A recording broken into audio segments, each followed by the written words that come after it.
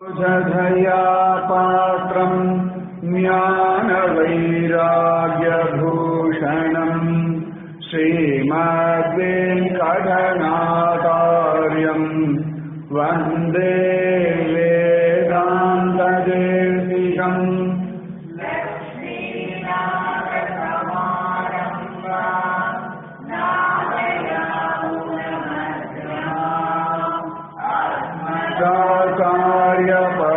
कार्यपर्यन्तां वन्दे गुरुपरम्परां यो नित्यमच्युतपदाम्बुजयुग्मरुग्म व्यामोहतस्ततितराणि तृणाय मेने अस्मद्गुरोर्भगवतोऽस्य दयैकसिन्धो रामानुजस्य शरणौ शरणं प्रपद्ये भूतं शरश्च महदाह्वय भक्तनाथ श्रीभक्तिसारकुलशेखर योगिवाहान्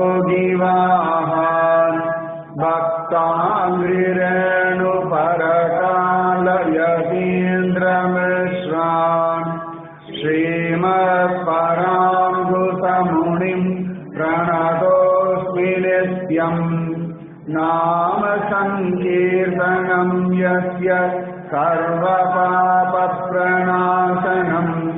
प्रणामो दुःखशमनः तं नमामि हरिं परं वसुदेवसुतं देवं कंसचाणूरमर्दनं देवकी परमानन्दम्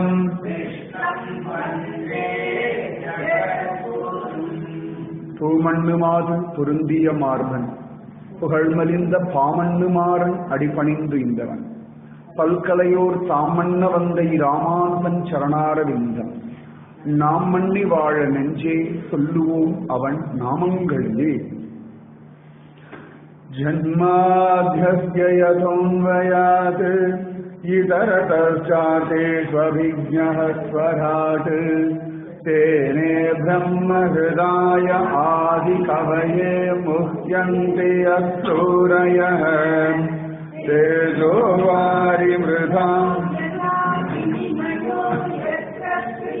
गोमृषा धाम्ना स्वेन सदा निरस्तकुहकं सत्यं परं धीमहि धर्म प्रोजितकैतवोऽत्र परमो निर्मत्सराणां सतां वेद्यं वास्तवमत्र वस्तु शिवदं तापत्रयोन्मूलनम् श्रीमद्भागवते महामुनिकृते किं वा परैरीश्वरः सद्यो हृद्यवरुध्यतेऽत्र कृतभिः शुश्रूषुभिः तत्क्षणात् निगमकल्पतरोर्गलितं फलं सुखमुखात् अमृतद्रवसंयुतं पिबत भागवतं रसमालयं मुहुरहो रसिका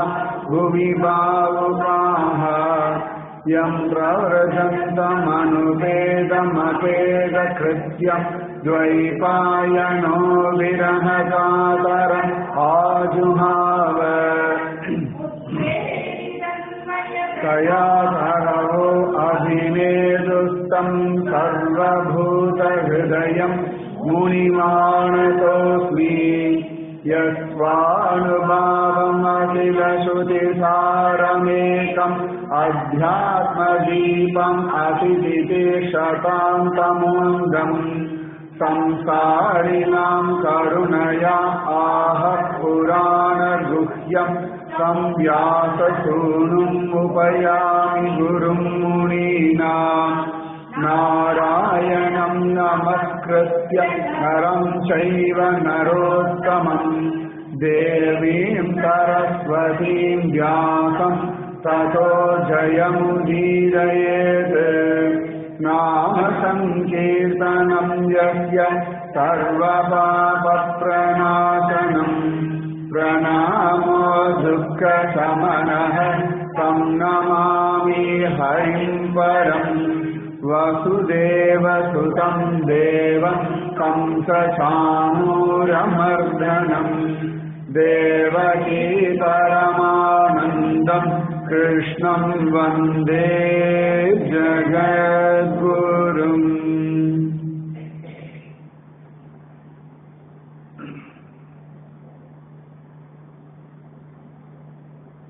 सर्वत्र गोविन्दनाम संकीर्तनं गोविन्द गोविन्द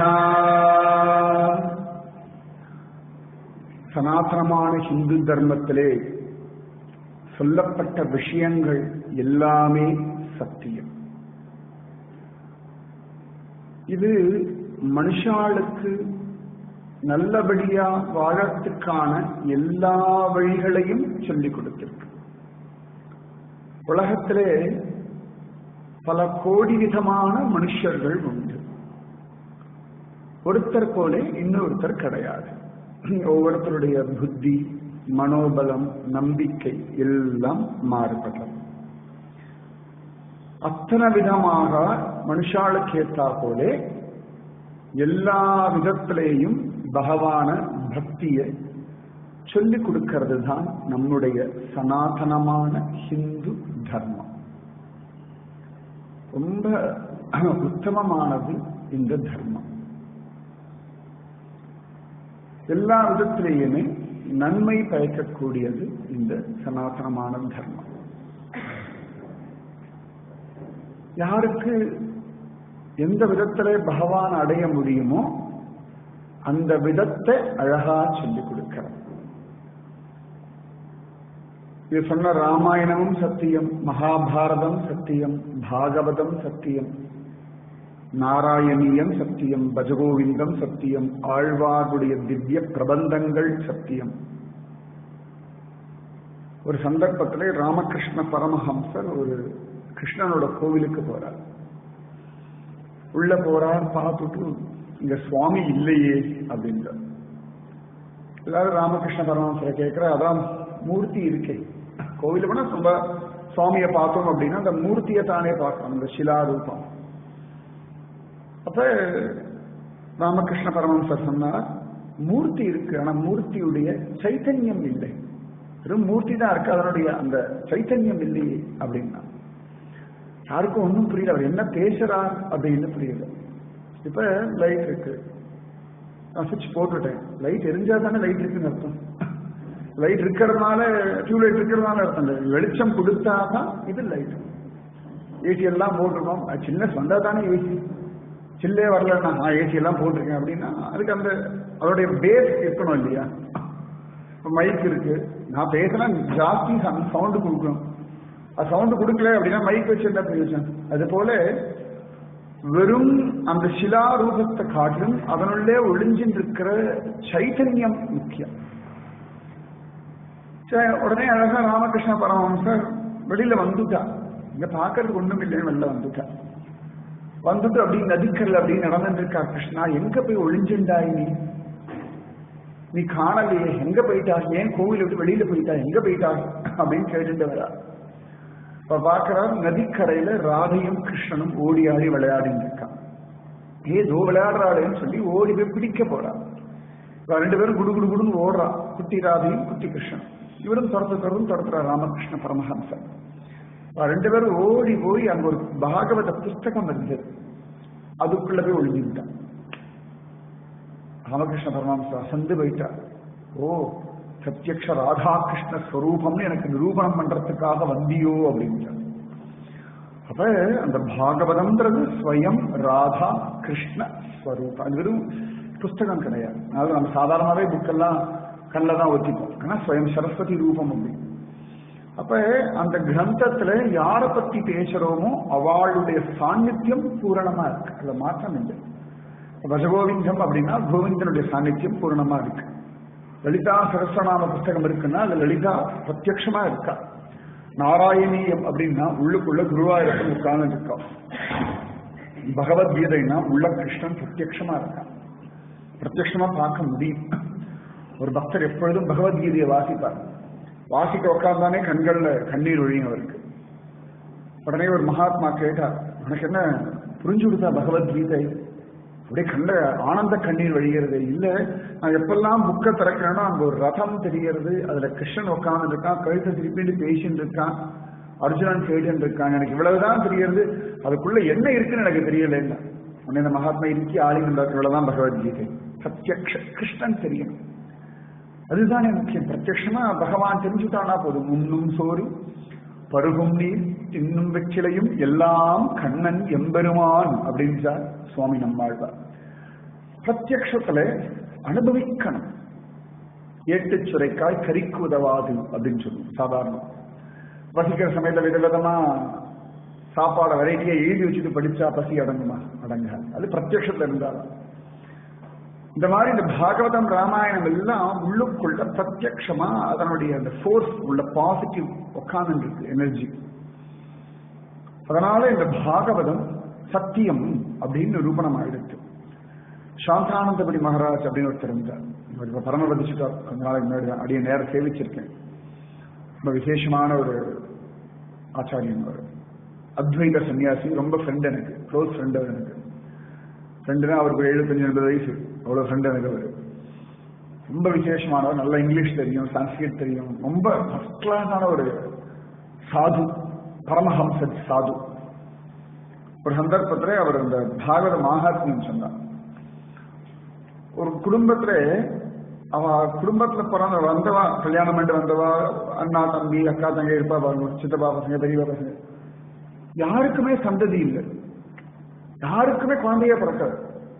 அது ஒண்ணுமே புரியல. கடைசியில இவர்கிட்ட சொன்னா விஷயத்தை, இந்த மாதிரி எங்க குடும்பத்துல எல்லாருக்குமே இப்படி இருக்கு, என்ன ஏதுன்னு எனக்கு புரிஞ்சுக்க முடியும், ஏதோ சாபம்னு மட்டும் தெரியாது, இது எதை கொண்டு நிவர்த்தி பண்றதுன்னு எங்களுக்கு தெரியல அப்படின்னு.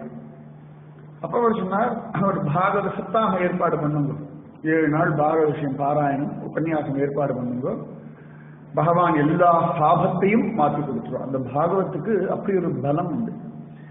எந்த ஒரு சாபம் இருந்தாலும், எந்த ஒரு தோஷம் இருந்தாலும் அதை நிவர்த்தி பண்ணக்கூடிய பலம் ஸ்ரீமத் பாகவத்துக்கு. ஏன்னா ஸ்வயம் பகவத் ஸ்வரூபம். ஆனா ஏற்பாடு பண்ண சொல்லிட்டு அழகா ஏற்பாடெல்லாம் பண்ணிட்டா ஒருத்தர் பாகவத பாராயணம் உபன்யாசம் வந்தார்.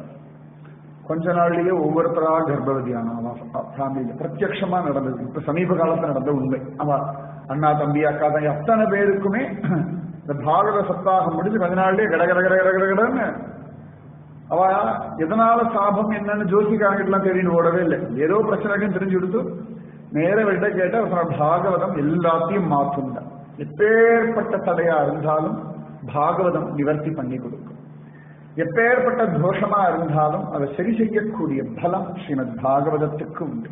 ஏன் அப்படின்னா, இது நாரதரை சொல்லி வேதவியாசர் எழுதி, வேதவியாசர் சொல்லி சுகபிரம்ம மகர்ஷி கேட்டு, சுகபிரம்ம மகர்ஷி சொல்லி பரிசுத்த மகாராஜன் கேட்கிற சமயத்துல சூத பௌராணிகரும் கேட்டு அவர் சமணகாதி முனிவர்களுக்கு சொல்லி அதை கோகர்ணன் உபன்யாசம் பண்ணி துந்துகாரிக்கும் மோட்சம் கிடைச்சு, பேய்க்கும் நல்ல கதி கிடைச்ச ஒரு கிரந்தம். 7 நாள்ல மோட்சம் அடையும் அப்படின்னு கேரண்டியா ஒன்றுங்கிற பாகவதம் மட்டும்தான். ரொம்ப ஆச்சரியம். பாகவதம் இவ்வளவு பெரியவாளை தாண்டி வந்திருக்கு. எப்பொழுதுமே பெரியவா அல்பமான விஷயங்களை லோகத்துல பரப்ப மாட்டான். அந்த குழந்தைகள் என்ன பேசணும், அதோட விளையாடுற விஷயங்கள் அப்படிதான் பேசும். கொஞ்சம் பெரிய குழந்தைகள் அப்படின்னா ஆல்ரெடி படிச்சு வேலைக்கு போற குழந்தைகள்னா இந்த இடத்துல ஜாப் ஆப்பர்ச்சுனிட்டி இருக்கு, இந்த இடத்துல இவ்வளவு சம்பளம் கொடுக்குறா, இந்த மாதிரி பேசும். கல்யாணமாக போறோம்னா அந்த மாதிரி விஷயங்கள் பேசுவா. கல்யாணமாக குழந்தைய பத்தவனா இங்க ஸ்கூல் எப்படி இருக்கு, இந்த இடத்துல எப்படி இருக்கு, எல்லாம் அந்த மாதிரி விஷயங்களா பேசுவா. இப்படி ஒவ்வொருத்தரும் அவாமா ஸ்டேட்டஸ் நின்று அந்த சம்பந்தப்பட்ட விஷயங்களை பேசும். ஒரு 25 வயசு பையன் இந்த கடையில பலூன் நல்லா இருக்குன்னு யாரும் சொல்ல மாட்டான். அவன் சொன்னா அவனுக்கு கொஞ்சம் ஏதோ பாவம் தெரியல போல இருக்கு அப்படின்னு நினைச்சுப்போம். அப்ப அவாவாளுடைய ஸ்டேட்டஸ்னு ஒண்ணு இருக்கு. அதுபோல பெரியவாளுக்கு ஒரு ஸ்டேட்டஸ் நடனா பகவத் விஷயத்தை லோகத்திலே சொல்லுவார். நல்ல விஷயங்களைத்தான் அவர்கள் பரப்புவார்கள். அந்த மாதிரி வேதவியாசர், நாரத மகரிஷி, சுகபிரம்ம மகரிஷி, இத்தனை பெரியவா ஒரு விஷயத்தை திரும்ப திரும்ப திரும்ப திரும்ப சொல்லிட்டு வரா அப்படின்னா அது வசத்தியா இருந்தா தானே சொல்லுவோம். பொய்யான ஒரு விஷயத்தை அவர்கள் பரப்ப மாட்டார்கள். அதனாலதான் பாகவதம் இன்னைக்கும் சுகமா இருக்கு, நல்லா இருக்கு. இன்னைக்கும் ராமாயணமோ மகாபாரதமோ டிவி சீரியல்ல போட்டா பார்க்கிறோம். சீரியல்ல இந்த குழந்தைகள் கார்ட்டூன்லாம் வந்தாச்சு, மை லிட்டில் கிருஷ்ணாலாம் வந்துடுது. நமக்கும் பார்க்க நல்லா தானே இருக்கு. இது இந்த காலத்து குழந்தைகள் தான், எல்லாம் 21st செஞ்சுரி உள்ள குழந்தைகள் எல்லாம் மொபைல் போன், கேமரா அப்படி அடைஞ்சிட்டு இருக்க குழந்தைகள் கூட இன்னைக்கு லிட்டில் கிருஷ்ணா போட்டா, சோட்டா பீம் போட்டா, பால் ஹனுமான் போட்டா பாக்குறதுன்னா சத்தியம் இல்லாத ஒரு விஷயம் ரொம்ப நாள் நீடிக்காது. அப்ப இதெல்லாமே சத்தியம், நமக்கு நன்மை செய்யக்கூடிய ஒண்ணு, சந்தேகமே கிடையாது. இந்த மாதிரி இந்த பாகவதம் சக்தி. பரீட்சித்து மகாராஜன் அழகா ஒரு பிராமண குழந்தையுடைய சாபத்தினாலே 7 நாள்ல மரணம் அப்படின்னு தெரிஞ்ச உடனேயே எல்லாத்தையும் விட்டு விட்டு அழகா கங்கை கரையில வந்து உட்காந்துட்டான். நான் பகவானை அனுபவிக்கணும், பகவானை அடையணும். அவன் ஏற்கனவே அனுபவிச்சுட்டு தான் இருக்கான், பிறக்கும் பொழுதே அனுபவிச்சிருக்கான். இப்ப இந்த ஜென்மா நான் இந்த சரீரத்தினாலே பண்ண வேண்டியதெல்லாம் பண்ணியாச்சு. இந்த சரீரத்துக்கு எல்லாம் வேண்டியிருக்கு. தர்மம், அர்த்தம், காமம், மோட்சம், அறம், பொருள், இன்பம், வீடு 4 வேண்டியிருக்கு. அவனுக்கு முதல் 3 பூரணமா கிடைச்சாச்சு. அறம், பொருள், இன்பம் எல்லாம் கிடைச்சாச்சு. இதுக்கு அடுத்த ஸ்டேஜ் என்ன அப்படின்னா மோட்சம். அவன் கடமை எல்லாம் பண்ணியாச்சு, பிள்ளை கல்யாணம் எல்லாம் முடிச்சாச்சு, ராஜ்யத்தை ஒழுங்கா பரிபாலனம் பண்ணியாச்சு, பிள்ளைக்கு ராஜ்ய பட்டாபிஷேகம் பண்ணி வச்சாச்சு, எல்லாமே கிளீனா பண்ணிட்டான். எதுவுமே பெண்டிங் இல்லை அவனுக்கு. அப்படி இதை இருக்க வச்சு மெயின்டைன் பண்ணிட்டு போயிருக்கலாம். ஆனா சாபம் வந்த உடனே சாபத்தை நினைச்சு வருத்தப்படல, புலம்பல, உடனே இதை நிவர்த்தி பண்றதுக்கு வழி உண்டான்னு தேடல, ஜோசிக்காரனை போய் பார்க்கல, வேற ஏதாவது மந்திர தந்திர வித்தைகள் பண்ணலாமா, எதையுமே யோசிக்கல. என் பகவான் இருக்கான், கிருஷ்ணன் எனக்கு இந்த உலகத்துல இவ்வளவு நாள் வாழணும்னு விதிச்சு வச்சிருந்தான், வாழ்ந்துட்டேன்.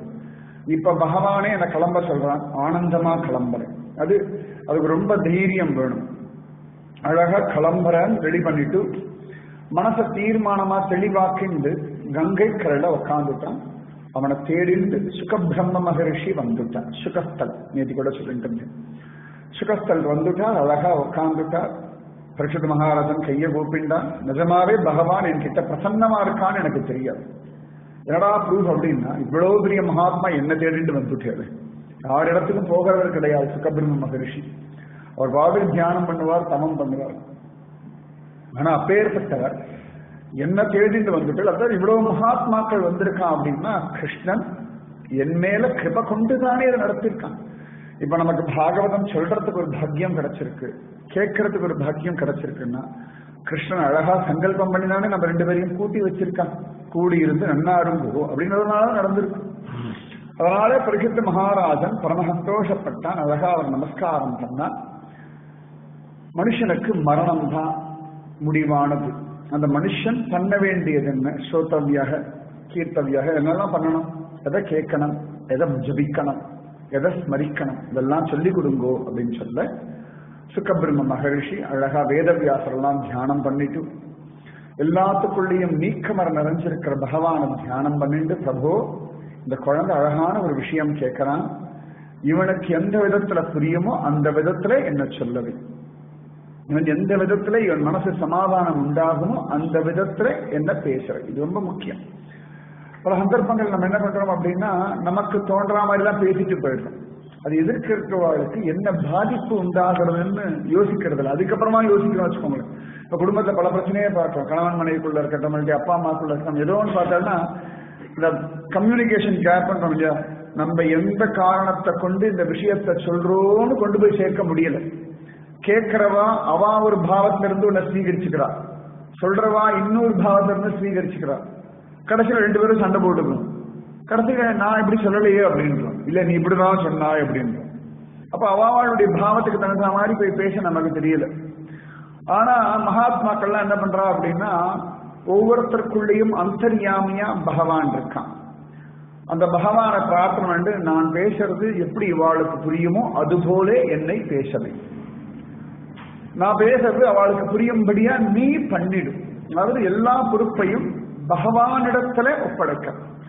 இப்ப நமக்கு ஹிந்தி பாஷையே தெரியாது அப்படின்னா, யாராவது ஹிந்தியில வந்து பேசினா அப்படி ஈஸிலும் முடிச்சுட்டு இருக்கும், ஒன்றும் புரியாது, தெரியாது தெரியாது இப்படி கை செய்யெல்லாம் காட்டும். அதுபோல பல சந்தர்ப்பங்களுடைய நம்ம பாவம் அவளுக்கு போய் சேரலை அப்படின்னா தப்பா போய் சேர்ந்துடும். அது ஒரு பிரச்சனை இருக்கு. அதனால எப்பொழுதுமே காதால எழுந்த உடனே, கிருஷ்ணா இன்னைக்கு யாரிடத்துல எல்லாம் பேசுறேனோ, எப்படி பேசணுமோ நீ பேசுற, பகவான் கிட்ட கொடுத்துட்டே வச்சுக்கோங்களேன், உள்ளுக்குள்ள கண்ட்ரோல் சுவிட்ச் அவர்கிட்ட இருக்கும். அப்ப ஏன்னா யாரும் கெட்டவா கிடையாது, யாரும் நல்லவா கிடையாது, ரெண்டுமே இருக்கு.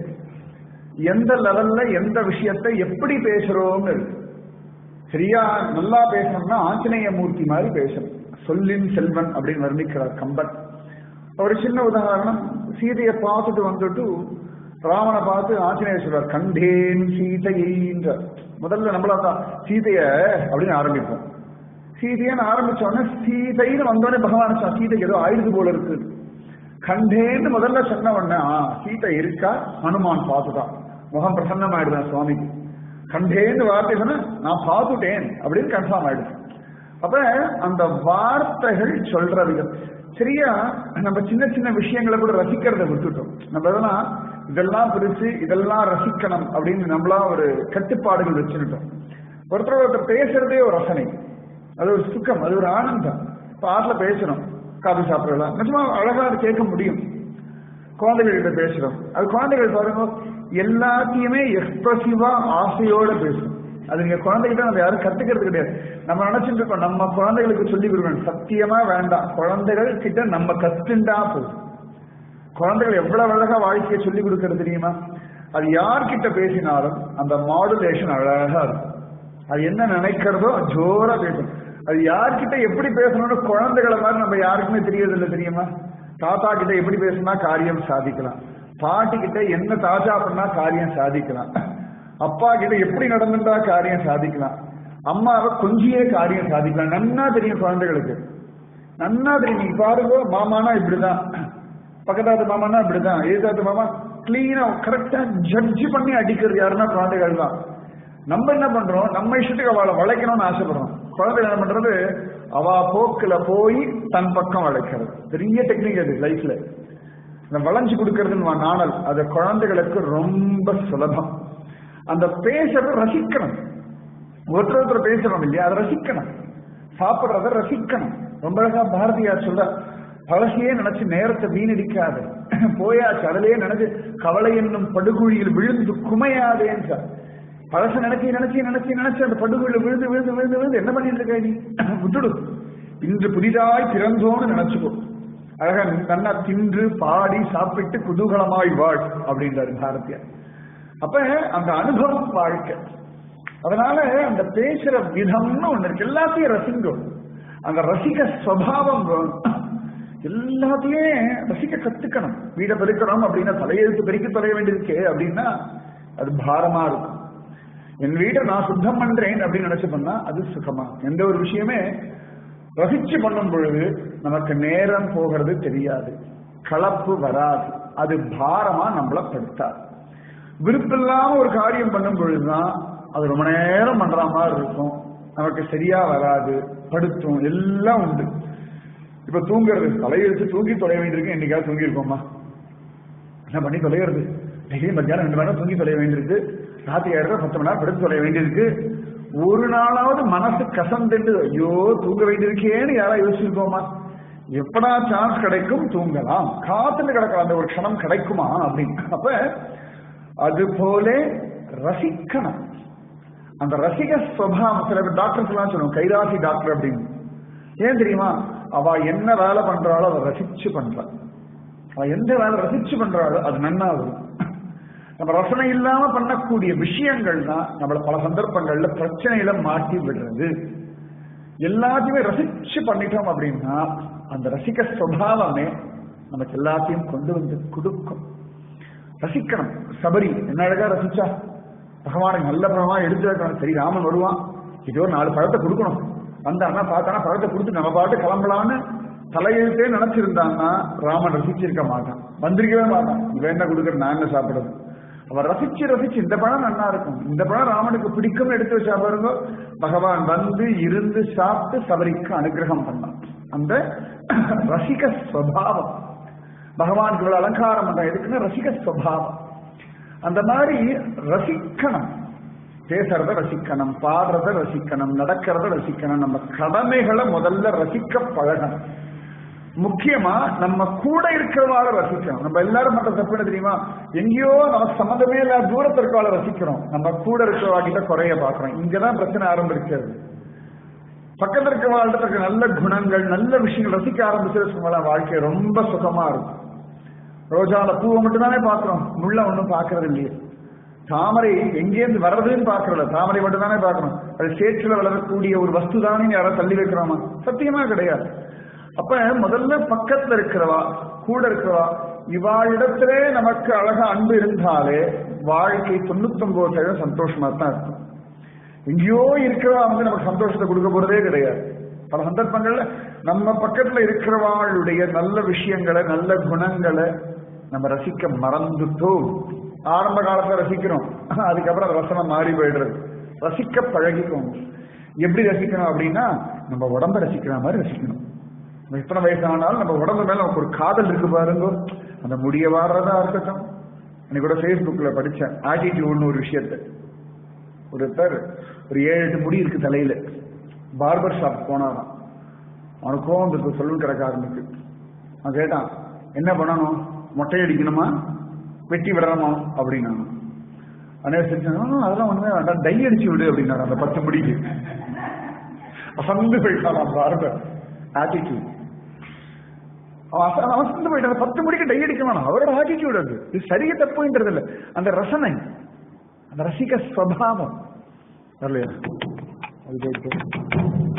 அந்த ரசிக ஸ்வபாவம் எல்லாத்தையும் ரசிக்கணும். எதுக்கு இவ்வளவு தூரம் சொல்றேன்னா, இந்த பாகவதம் ரசிகாளுக்கு தான். புவிகா ரசிகா புவிபாவுகாவா ரசிக்கணும். ரசிச்சு ரசிச்சு சொல்றா சுகபிரம்ம மகரிஷி. அப்படி ஜம்மனு ரசிச்சு சொல்றா. பரிசுத்தம் தலையெழுத்து 7 நாள் தான் வாழ்க்கை இருக்கு, டைம் பாஸ் ஆகும், எதையாவது சொல்லுங்க கேட்கிறேன் அப்படின்னா பாகவத ரசமா இருக்காது. சுகபிரம்ம மகரிஷி சரி கேட்டுட்டாய், எனக்கு யாருமே கிடைக்கல, சொல்றேன் கேட்டுக்கோ அப்படின்னு. அவரும் ரசிக்கிறார், இவனும் ரசிக்கிறான், சுத்தி இருக்கிற அத்தனை பேர் ரசிக்கிறான். நான் கஷ்டப்பட்டு சொல்லிட்டு நீங்க யாருமே ரசிக்கல வச்சுக்கோங்களேன், என்னடாது அப்படின்னு எனக்கு தோணி போயிடும். நான் ரசனையே இல்லாம ட்ரையா சொன்ன வச்சுக்கோங்களேன், சரி யோசிக்கா நீங்க பாதி பேர் தூங்கி போயிடுவேன். அப்ப ரசிக சுபாவம் 2 பக்கம் இருந்தாதான் சுகம். அந்த மாதிரி சுகபிரம்ம மகிழ்ச்சி ரசிச்சுண்டு பகவான பிரார்த்தனை பண்ணிண்டு இந்த பரிசுத்த மகாராஜன் இதை ரசிக்கணும், அவனுடைய இந்த ஆத்மா பிரசன்னமாகணும் அப்படின்னு பிரார்த்திச்சுண்டு முதல்ல பரிசுத்த மகாராஜனுக்கு சொல்ற, 7 நாள் தான் வாழ்க்கைன்னு துக்கப்படாதேப்பா. 7 நாள் இருக்கு, அப்படி பார்க்கணும். 7 நாள் இருக்கு. இந்த குழந்தைகள்லாம் உனக்கு எவ்வளவு அப்பாவை பிடிக்கும் அம்மா பிடிக்கும் இவ்வளோ பிடிக்கும் அப்படின்னு அது கை கேட்டதுக்கு விடுதான். அதோட எக்ஸ்பிரஷன் இவ்வளோ பிடிக்கும், வேர்ல்ட்ஸ் பிக்கெஸ்ட் வேர்ல்ட்ஸ் டாலஸ்ட், அது இருக்கிறதே பெருசு அப்படிதான் நினைச்சுக்கோம். அந்த மாதிரி சொல்ற 7 நாள் இருக்குப்பா, 7 நாள் இருக்கு. என்னென்ன விஷயத்த விஸ்தாரமா சொன்ன, எந்த விஷயத்த சுருக்கி சொல்லணும்னு இருக்கு. பரிசுத்துக்கு சுகபிரமணியன் சொல்றாரு, 7 நாள் வாழ்க்கை இருக்குடா, ஒரு நாளைக்கு 24 மணி நேரம் இருக்கு, ஃபர்ஸ்ட் கிளாஸா அனுபவிக்கலாம், ஜாலியா இருக்கு அப்படின்னு 168 மணி நேரம் இருக்குடா அப்படி கணக்கு பண்ணிட்டார்.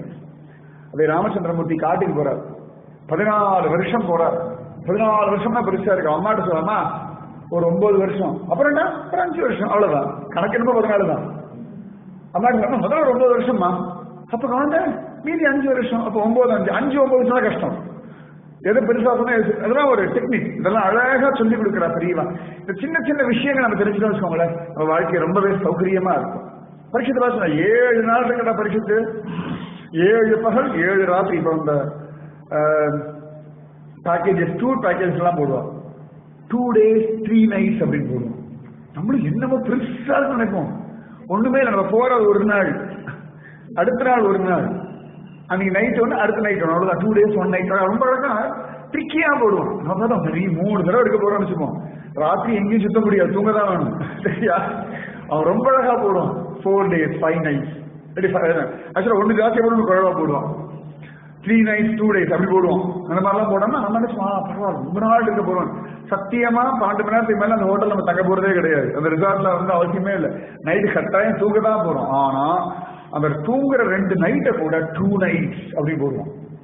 பரவாயில்லையே அப்படின்னு கவனிச்சு நல்லா ஊற்றி கவனிச்சு பார்த்தா அதே 24 48 மணி நேரம் தான். இந்த 48 மணி நேரத்தை 2 days and 2 nights packages 5000 only அப்படின்னு ஒன்லி போட்டுருவான் பாருங்க. இந்த ஒன்லியை தான் நம்ம மயங்குவோம். ரொம்ப அழகு. அதெல்லாம் இந்த முன்னாடிலாம் இந்த பேட்டால வழக்கம் உண்டு, 199 ரூபா 95 காசு போடுவோம். இது 200 சொன்னா பெருசா தெரியும், இந்த 95 காசு பெருசா தெரியாது. இதெல்லாம் ஒரு டாக்டிக்ஸ்.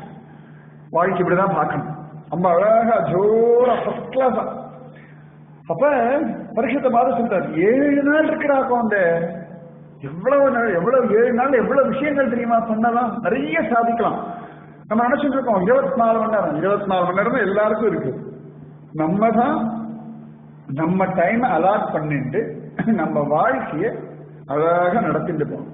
எக்ஸ்ட்ரா டைம் எல்லாம் கிடைக்காது, எக்ஸ்ட்ரா கையெல்லாம் கிடைக்காது. இந்த ஸ்திரீகள் சொல்லுவ சமயத்துல ஒரு 4 கை இருந்தா தேவையான, 2 கைக்கே இவ்வளவு வேலையை கொடுக்குறா, 4 கை இருந்தா 40,000 வேலையை கொடுப்பா. இது பகவான் 2 கை கொடுக்குறா, சந்தோஷப்படுது. 24 மணி நேரம் இருக்கிறதுனால கொஞ்சமாவது வேலை குறையிறது. ஒருவேளை 36 மணி நேரம் 48 மணி நேரம் ஆச்சோ இன்னும் இம்சை ஜாஸ்தி. அதனால பகவான் கரெக்டா பிளான் பண்ணி எல்லாத்தையும் கொடுத்திருக்கான். இதுக்குள்ள வாழ பழகிக்கணும். பரீட்சை அசந்து போய் பார்த்தான். எல்லாரும் ஐயோ 7 நாள் தான் இருக்க போறியான்னு கேட்ட பொழுது 7 நாள் இருக்க போறடா. அதுலயே அவன் முதல்ல ஒரு சமாதானம் வந்துடுச்சு. சொன்னார், அப்பா கட்வாங்கன்ற ஒரு ராஜாவுக்கு ஒரு முகூர்த்த காலம் தான் உயிரோட இருந்தான், அதுலேயே அவன் தியானம் பண்ணி பகவான் அடைஞ்சுட்டான் அப்படின்னு சொல்லிட்டு இந்த உலகம் முழுக்கவே பகவான் சிருஷ்டி பண்ணிருக்கான். விராட் புருஷனா பகவான் இருக்கான். உலகம் ஒண்ணுமே இல்லாத சமயத்துல சுவாமி அப்படியே அவர் மட்டும் பிரளய காலத்துல தீமேன்னு இருக்கார். பிரளயம் முடியும் பொழுது பிரளயத்தை எப்படிதான் இருக்காருன்னா, கராரவிந்தேன பதாரவிந்தம் முகாரவிந்தே விநிவேசயந்தம் பட்டஸ்ய பத்ரஸ்ய புடேஷயானம் பாலம் முகந்தம் மனசா ஸ்மராமி. தாமரை போன்ற கையினாலே தாமரை போன்ற காலை பிடிச்சிட்டு தாமரை போன்ற வாயில வச்சுட்டு தேமேன்னு படுத்துட்டு இருக்கான். ஆளிலை கண்ணன் அவ்வளவு அழகா படுத்துட்டு இருக்கான். அப்புறம் அவனே சங்கல்பம் பண்றான். அப்ப எல்லா ஜீவர்களும் பகவானுடைய வயிற்றுக்குள்ள போயிடுறது. பகவான் எல்லாத்தையும் மூழ்கிடுற. மூவிளகு உண்டு உமிழ்ந்த முதல்வ. இந்த பிரளயம்னு வரும்பொழுது எல்லாமே ஜலமயமா ஆயிடும், ஒண்ணுமே மிச்சம் மீதி இருக்காது. சூரியன் சந்திரன், சுனாமி அவ்வளவு பெருசு வரும், சூரியன் சந்திரன் வரைக்கும் மூழ்கி போயிடும். நம்ம ஓரளவு 30 அடி வந்தாலே சுனாமின்றோம். இது சூரியன் சந்திரன் வரைக்கும் எல்லாம் மூழ்கி ஆகாசம்ன்ற ஒன்னே இல்லாம போயிடும். அந்த மாதிரி எல்லாம் ஜலத்துல அப்படியே மூழ்கி கிடக்கும். அதுல பகவான் தேவேன்னு நாரத்தையே இருப்பிடமா வச்சிருக்கிறதுனாலே நாராயணன்னு திருநாமம் சுவாமிக்கு. அப்படியே இருக்கார், அவரே சங்கல்பம் பண்றார். அந்த மாயை தான் அவரோட ஆட்டோமேட்டிக் சக்தி. அதுகிட்ட சொல்லிடுறார், அதை டியூன் பண்ணி வச்சிருக்கார். கொஞ்ச நேரம் இவ்வளவு நாள் கழிச்சு எழுப்புன்னு அது தானா எழுப்புறது. பகவான் உடனே தியானத்தை உட்கார்ந்து அவருடைய அழகா ஒரு நாபிலேந்து ஒரு கமலம் வருது. அந்த கமலத்துல முதல்ல ஜீவ சிருஷ்டி பிரம்மா. பிரம்மாவும் ஒரு ஜீவன் தான். பிரம்மாவை சிருஷ்டிக்கிறார். பிரம்மா அழகா தியானம் பண்றார். என்ன பண்றது ஏது பண்றதுல பகவானுடைய தாமரை தண்டு வழியா, தாமரையில தான் உட்கார்ந்து இருக்கார் நாபி கமலத்துல. அது அப்படியே தண்டு வழியா இறங்குறார். எங்க போகிறதுன்னு தேடி பார்த்தார், எங்கேயும் யாரையும் காணல. அப்ப தப தபான்னு சப்தம் வருது. அந்த சப்தத்தையே நினைச்சுட்டு இருக்கார். தப தப தப தப, ஒரே ஒரு சப்தம், அதையே யோசிச்சுட்டு இருக்கார். இந்த சமயத்துல சில பேர் ரொம்ப பயந்தவா இருப்பா. இந்த பயந்தவாளுக்கு சின்ன சின்ன சப்தம் கூட ரொம்ப துல்லியமா கேட்கும். யாரோ கதவை தட்டுற மாதிரி இருக்கு, யாரோ அந்தண்ட போறா, ஏதோ கிரீச் கிரீச்சின்னு சத்தம் கேட்கறது. சின்ன சின்ன விஷயம். அது ராத்திரி இந்த பயப்படுறவாளுக்கு தான் ஊரே தூங்கின போது எல்லா சத்தமும் கேட்கும். இந்த குரல சப்தம் எல்லாம் படுத்தும். அந்த மாதிரி இவருக்கு ஒரே ஒரு சப்தம் தப்ப தப்பான்னு கேட்கறது. அதே தியானம் பண்றா. ஒரு நாள் அவருக்கு பிரத்யக்ஷமா ஸ்ரீமன் நாராயணன் காட்சி கொடுத்துட்டார். சங்க சக்கர கதா பத்மத்தோட பகவானுடைய ஆதி ரூபம் அழகா காட்சி கொடுத்துட்டு, அகமேவா சமேவாக்ரே நான்யத்ய சத்பரம் பச்சாதகம் யதே தச்சயோ அவசிஷ்யே தசோஸ்மியகம் அப்படின்னு சொல்லி ஒரு 4 ஸ்லோகத்தை பகவான் சொல்றான். எல்லாம் என்கிட்ட தான் உற்பத்தி ஆகிறது, எல்லாத்தையும் நான் தான் ரட்சிக்கிறேன், எல்லாமே திரும்ப பிரளயத்துல என்னிடத்துலதான் லயம் அடைகிறது, எல்லாத்தையும் நடத்திட்டு இருக்கிறது நான் தான் அப்படின்னு சொல்லி கொடுத்துட்டார். பிரம்மதேவருக்கு ஒரே சந்தோஷம். ஓ, இவர்தான் ஆதி கர்த்தா, இவர்தான் ஆதி மூலம். இந்த முட்டையிலேருந்து கோழி வந்துதான், கோழிலேருந்து முட்டை வந்தா ஒரு கணக்கு ஒன்று இருக்கும். எல்லாரும் பதில் தேடி இருக்க ஒரு கேள்வி, முதல்ல முட்டை வந்ததா, முதல்ல கோழி வந்ததா, எது வந்ததோ. ஆனா முதல்ல பகவான் இருந்தான். அவன் முட்டையை சிருஷ்டிச்சானோ கோழியை சிருஷ்டிச்சானோ ஏதோ ஒண்ணு, அதுக்கு மேல ஆதி அவன் தான், வேற யாரும் கிடையாது. அந்த மாதிரி அந்த ஆதியில அந்த பகவான் பிரம்மதேவர் சிருஷ்டிச்சுட்டு அவர்கிட்ட உலகத்தை சிருஷ்டி அப்படின்னு சொல்றார். பிரம்மதேவர் ஒவ்வொன்னா சிருஷ்டிக்கிறார். இந்த பிரம்மதேவருக்கு எப்படி சிருஷ்டி கிரமம் தெரியும்? ஒண்ணுமே கிடையாது. ஏதோ ஒரு சாம்பிள் இருந்தா அதை மாதிரி பண்ணலாம் அப்படின்னு சொல்லணும். ஒண்ணுமே இல்லை. அவர் எருடா பிரமாணம்னா வேதம் பிரமாணம். பிரளயத்துல கூட அழியாதது வேதம். இந்த வேத சப்தம் இருக்கு பாருங்க, என்னைக்குமே அழியாதது. பகவானுடைய மூச்சு காத்து தான் வேதம். பகவான வேதஸ்வரூபன் அப்படின்னு சொல்றோம். இது வேதம் மனிதர்களாலே உருவாக்கப்பட்ட ஒண்ணு கிடையாது. இது எப்பொழுதுமே சாஸ்வதமா இருக்கு.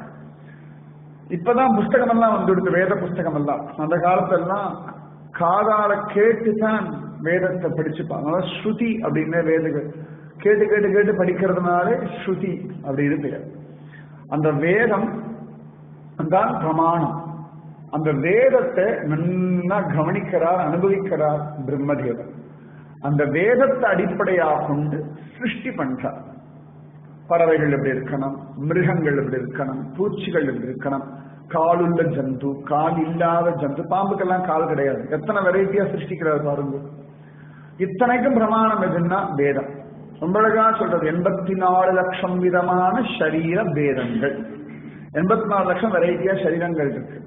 முட்டையிலேருந்து உற்பத்தி ஆகக்கூடிய சரீரங்கள் அது ஒரு 21 லட்சம். பள்ளி முட்டை, அழகா முதலை, ஆமை, நிறைய முட்டை போட்டு குஞ்சு பொரிக்கிற ஜாதிகள் இருக்கு. பறவைகள்லாம் இருக்கு பாருங்க, பாம்பு, இதெல்லாம் முட்டையிலேருந்து உண்டாகக்கூடிய இந்த மாதிரி வெரைட்டியில ஒரு 21 லட்சம். இந்த கொசு முட்டை, நிறைய விஷயங்கள்லாம் அப்படி வர்றது. வியர்வையிலேருந்து உற்பத்தி ஆகக்கூடிய இந்த அழுக்கெல்லாம், புழுவெல்லாம் வந்துடும். அந்த மாதிரி சின்ன சின்ன பூச்சிகள்லாம் உண்டாகும். அதெல்லாம் வியர்வையிலே உண்டாகிறது, பாக்டீரியாஸ், வைரஸ். அந்த மாதிரி சரீரங்கள் ஒரு 21 லட்சம். விதையிலேந்து உண்டாகக்கூடிய சரீரங்கள், மரம், செடி, கொடி, இந்த மாதிரி இதுல ஒரு 21 லட்சம்.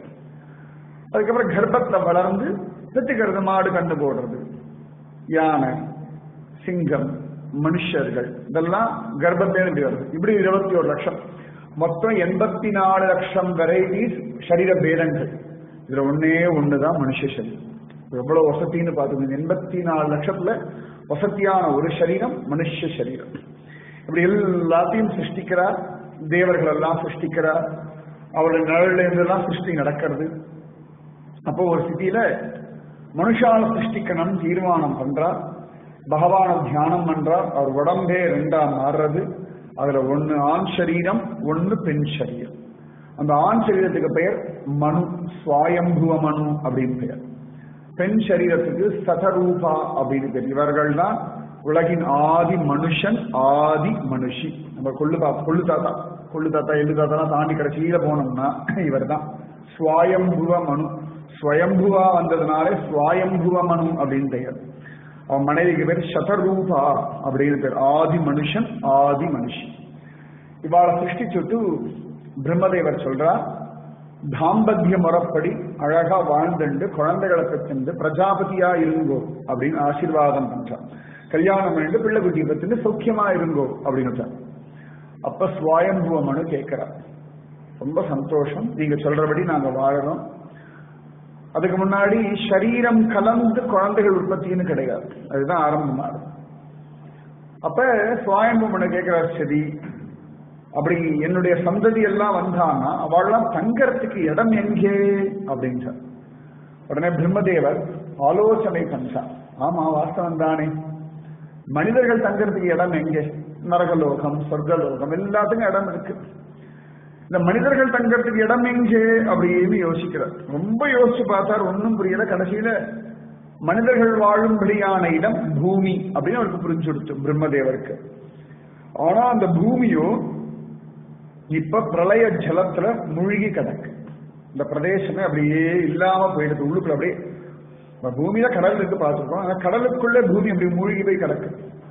யாரும் ஒன்றும் பண்ண முடியல. பிரம்மதேவர் ஆலோசனை பண்ணி பண்ணி பார்க்கிறார், எப்படி இந்த பூமியை மேல கொண்டு வரலாம் அப்படின்னு. அவருடைய சக்திக்கு அப்பாற்பட்ட விஷயமா அது இருக்கு. எல்லா விஷயத்தையும் எல்லாராலையும் சொல்ல முடியுமா? பள்ளி அழகா சிவத்து மேல தலையே நல்லா நடக்க முடியுமா? நம்ம ஒழுங்கா காலேஜ் நடக்கும்போது தெரிக்க வரும். அழகா சிலந்தி பூச்சி பார்த்தோன்னா சரன்னு வாயை கட்சியை வச்சுட்டு ஒரு வலையை எப்படி சரன்னு ஜாலியான பேரஷூட் இறங்குற மாதிரி இறங்குறது. நம்ம இறங்க முடியுமா? அப்படி முடியவே முடியாது. ஒவ்வொன்றுத்துக்கும் ஒரு பலம் இருக்கத்தான் செய்யுது. நூண்டு இரும்பு ஏன்னா அழகா லைனா போகிறது. நம்ம எத்தனை டிராபிக் ரூல்ஸ் போட்டாலும் இடிச்சுட்டு போயிட்டு இருக்கோம். இந்த எறும்பு கரெக்டா போகும். இதெல்லாம் நடுநடு பேசிக்கோ, வேற இந்த ரூட் மறந்து போயிருந்தா அது கேட்கும். நம்ம மனசுக்கு ஏதோ ஒரு பெரிய சண்டை போடுவோம், ஒன்னொன்னு பேசிக்கோ, இங்க போ அங்க போ, எல்லாம் கரெக்டா இன்ஸ்ட்ரக்ஷன் கொடுக்கும், கிளீனா போயிட்டு வரும். தேனி இன்னி வரைக்கும் தேனியால எடுக்க முடிஞ்ச தேனை மனுஷனால எடுக்க முடியல. தேன் கூட்ட கலச்சி நம்ம தேன் எடுப்போமே ஒழிய தேனி மாதிரி ஒரு இன்ஜெக்ஷனை வச்சு தூள் அப்படி கையை வச்சு சர்றன்னு தேன் இதுவரைக்கும் எடுக்க முடியல. தேனிக்கு தெரிஞ்ச அந்த டெக்னிக் நமக்கு இன்னி வரைக்கும் தெரியல. பல விஷயங்கள் நம்ம மற்ற ஜந்துக்களை ஏமாற்றி எடுக்க தெரிஞ்சிட்டோமே ஒழிய அந்த ஜந்துக்கள் நேரடியா எடுக்கக்கூடிய விஷயங்களை எடுக்கிற டெக்னிக் இன்னி வரைக்கும் நமக்கு தெரியும். ஒவ்வொன்றுக்கும் பகவான் ஒரு ஸ்பெஷல் பவரை கொடுத்திருக்கான். அப்ப இந்த பிரம்மதேவர் யோசிக்கிறார், இந்த பூமி அப்படியே ஜலத்திர மூழ்கி, அப்ப எவ்வளவு பிரளய ஜலம் இருக்குன்னு பாத்துக்கணும். பூமின்ற பந்தே உள்ள மூழ்கி கிடக்கு. பிரம்மதேவர் யோசிச்சு யோசிச்சு பார்க்கிறார். சுவாயம்புவ மனு சதரூபாவும் தேவன் கையை கூப்பி நிக்கிறார்.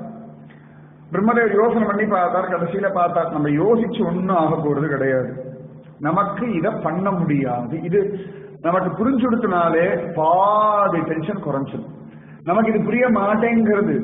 எல்லாத்துலயும் நான் பண்ணுவேன் என்னால முடியும். தன்னம்பிக்கை அவசியம், ஆனா அது ஓவர் நம்பிக்கையா போகும்போதுதான் பிரச்சனை. ஆர்வ கோளாறா மாறிடப்படாது. ஆர்வ கோளாறா எல்லாம் பண்ணாதே அப்படின்னு. அந்த மாதிரி பிரம்மதேவர் பார்த்தார், யோசிச்சு ஒன்னும் வழி கண்டுபிடிக்க முடியல. உடனேயே பகவான் நாராயணனை தியானம் பண்ண ஆரம்பிச்சிட்டார். நாராயணா, எனக்கு வழி தெரியல, நீ கிருப பண்ணு, நீ காப்பாத்து. எனக்கு தெரியல அப்படி பகவானேன்னு ஒப்படைச்சுட்டேன்னா 1000 கோடி வழிகள் உண்டு. நம்ம என்ன பண்றோம், எல்லா வழியையும் பிளாக் பண்றோம். நம்முடைய புத்தி சாதுரியத்தினால நம்ம உருப்படியா பண்றது என்ன அப்படின்னா, நம்ம வழியெல்லாம் பிளாக் பண்றோம். நம்மளதான் கையில சாவி வச்சுருப்போம், நம்மளையே தான் எங்கேயாவது வைப்போம், கடைசியில நம்மளையே தேடுவோம். சாவி தனியா போய் உக்காந்துக்கல எங்கேயுமே. நம்ம என்ன பண்றோம், இங்கதான் வச்சேன் அங்கதான் வச்சேன் எனக்கு தெரியும் எல்லாம் சொல்றோம். அப்ப இது தெரிய வேண்டியது தானே. சாவியை எங்க வச்சோம் சமயத்தை மூக்கு கண்ணாடி தலைமையில வச்சுட்டே தேடுவா. சில பேர் நான் பார்த்தாலும் பாக்கெட்ல சாவியை போட்டு தேடிருக்கேன். சாவி எங்க போச்சு அங்க போச்சு, கடைசி அங்கேயே தான் இருக்கும். அது எங்கேயும் போகிறது இல்லை. பிரம்மதேவர் பார்த்தா, நாராயணா உன்னாலே இந்த காரியத்தை சாதிச்சு தர முடியும். ஏன்னா அந்த பூமியுடைய ஸ்திதி, இதை மீட்கிற விஷயம் எல்லாம் உனக்கு தெரியும். நான் இந்த ஜென்மா பிரம்மாவா இருக்கேன். பிரம்மான்றது ஒரு பதவி, யார் வேண்டுமானாலும் பிரம்மாவாகலாம். எந்த ஜீவன் நன்னா தவம் பண்றதோ அந்த ஜீவனுக்கு பிரம்மான்ற தகுதியை அடைய முடியும். ஒரு போஸ்ட் தான், எம்எல்ஏ எம்பி மாதிரி. பிரம்மதேவர் சொல்றார், நான் இந்த ஜென்மா பிரம்மாவா இருக்கேன், ஆனா நீ காலம் காலமா நாராயணா இருக்க. அதனால ஹே பிரபு, அனுகிரகம் பண்ணு, இந்த பூமியை உத்தாரணம் மீட்டு கொண்டு வரணும். அதற்கான வழி எனக்கு தெரியல அப்படின்னு சொல்லி கைகூப்பி பிரார்த்தனை பண்றார். பிரார்த்தனை வீண் போகாது. நீங்க பாட்டுக்கு பிரார்த்தனை பண்ணுங்க. அது நடக்கலையே, எப்ப நடக்கும் இந்த யோசனைக்கு போகவே கூடாது. நம்ம எல்லாரும் இன்னும் நடக்கலையே, எப்ப நடக்கும் இதைத்தான் யோசனை பண்றோம். பிரார்த்தனையை விட இதுதான் ஜாஸ்தியா இருக்கு. பல சந்தர்ப்பங்கள்ல பிரார்த்தனை பண்றதை விட ஏன் இன்னும் நடக்கல, நான் 40 நாள் கோவிலுக்கு போனோனே இன்னும் ஒன்னும் நடக்கிற மாதிரி தெரியலையே, நடக்கிறது கொஞ்சமாவது நகர மாட்டேங்கிறது, கணத்துல போட்ட கல்லு மாதிரி அங்கேயே கிடக்கிறதே இருக்கும். சமயத்தை ட்ரெயின்ல தூங்குவோம், ட்ரெயின் போகிறதா இல்லையா நமக்கு தெரியவே தெரியாது.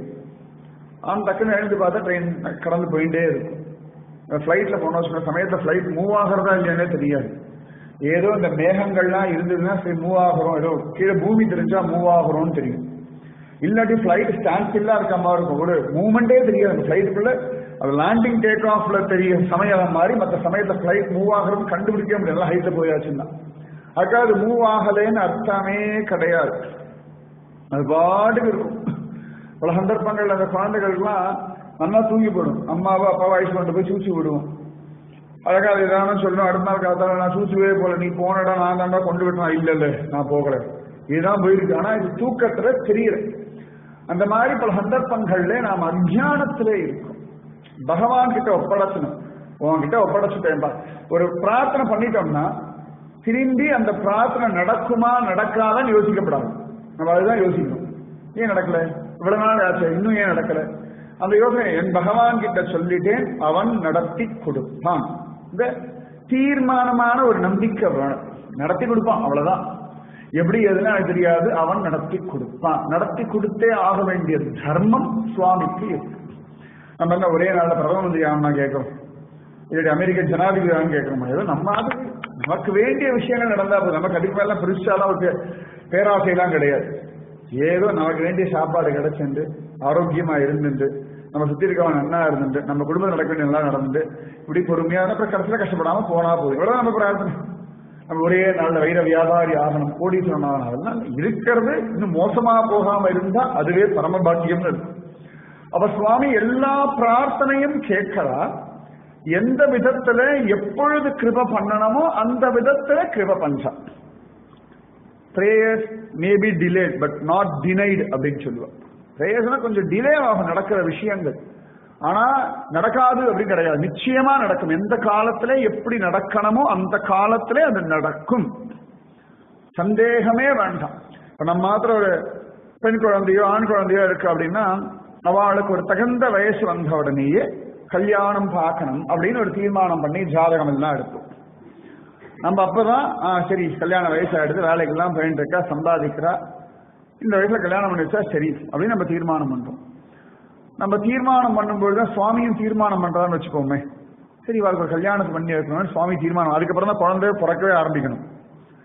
இந்த குழந்தை பிறக்கும் பொழுது யார் கணவன் யார் மனைவின்னு அழகா சுவாமி தீர்மானம் பண்ணி கூடவே பிறக்க வச்சுறாரு. எங்கேயோ இருக்கு, நமக்கு தெரியல. அப்ப நமக்கு முன்னாடியே நம்ம 25 வயசு நம்ம குழந்தை கல்யாணத்துக்கு பார்க்க வச்சுக்கோங்களேன். ஒரு ஆண் குழந்தை இருக்கான், 25 வயசு அவனுக்கு கல்யாணம் பார்க்க போறோம்னா இவன் பிறந்த கொஞ்ச நாளுக்குள்ளேயே இந்த பெண் குழந்தை பிறந்து வளர்ந்துட்டே இருக்கு. நமக்கு 25 வருஷத்துக்கு முன்னாடியே பகவான் ப்ரீ பிளான்டா இருக்க. நம்ம தான் கொஞ்சம் ரொம்ப லேட் பிக்கப். நம்ம எல்லாத்துலயுமே லேட். நான் டியூப்லைட் வச்சுக்கோங்களேன், ரொம்ப லேட். நம்ம என்ன நினைச்சிட்டு இருக்கோம்னா நம்ம இவ்வளவு லேட்டா பண்ணிட்டு சுவாமி ஏன் டிலே பண்றாருன்னு சொல்றோம். அதான் அதிசயமே. அவர் 25 வருஷத்துக்கு முன்னாடியே பிளான் பண்ணிட்டார். நம்ம பிளான் பண்ண ஆரம்பிச்சு 6 மாசம் கூட ஆகல, அதுக்குள்ள நமக்கு அவசரம் காலில் வெளியில கொச்சு அதுவும் என்ன நடக்குது. அதுதான் ஆச்சரியமா இருக்கு. 25 வருஷம் முன்னாடி அவர் பிளான் பண்ணி எல்லாம் மாஸ்டர் பிளான் பண்ணிட்டு இருக்காரு. கல்யாண மண்டபத்திலேருந்து எல்லாம் ரெடி பண்ணி வச்சிருக்காரு.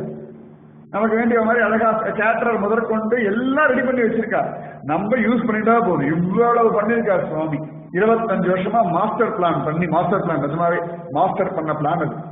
அழகா எல்லாம் பிளான் பண்ணி கிளீனா எடுத்துட்டு போனா நம்ம இந்த 5 மாசம் 6 மாசம் 1 வருஷத்துக்குள்ள நம்ம படுத்துற பாருங்க சுவாமிக்கே டென்ஷன் வந்துடும்.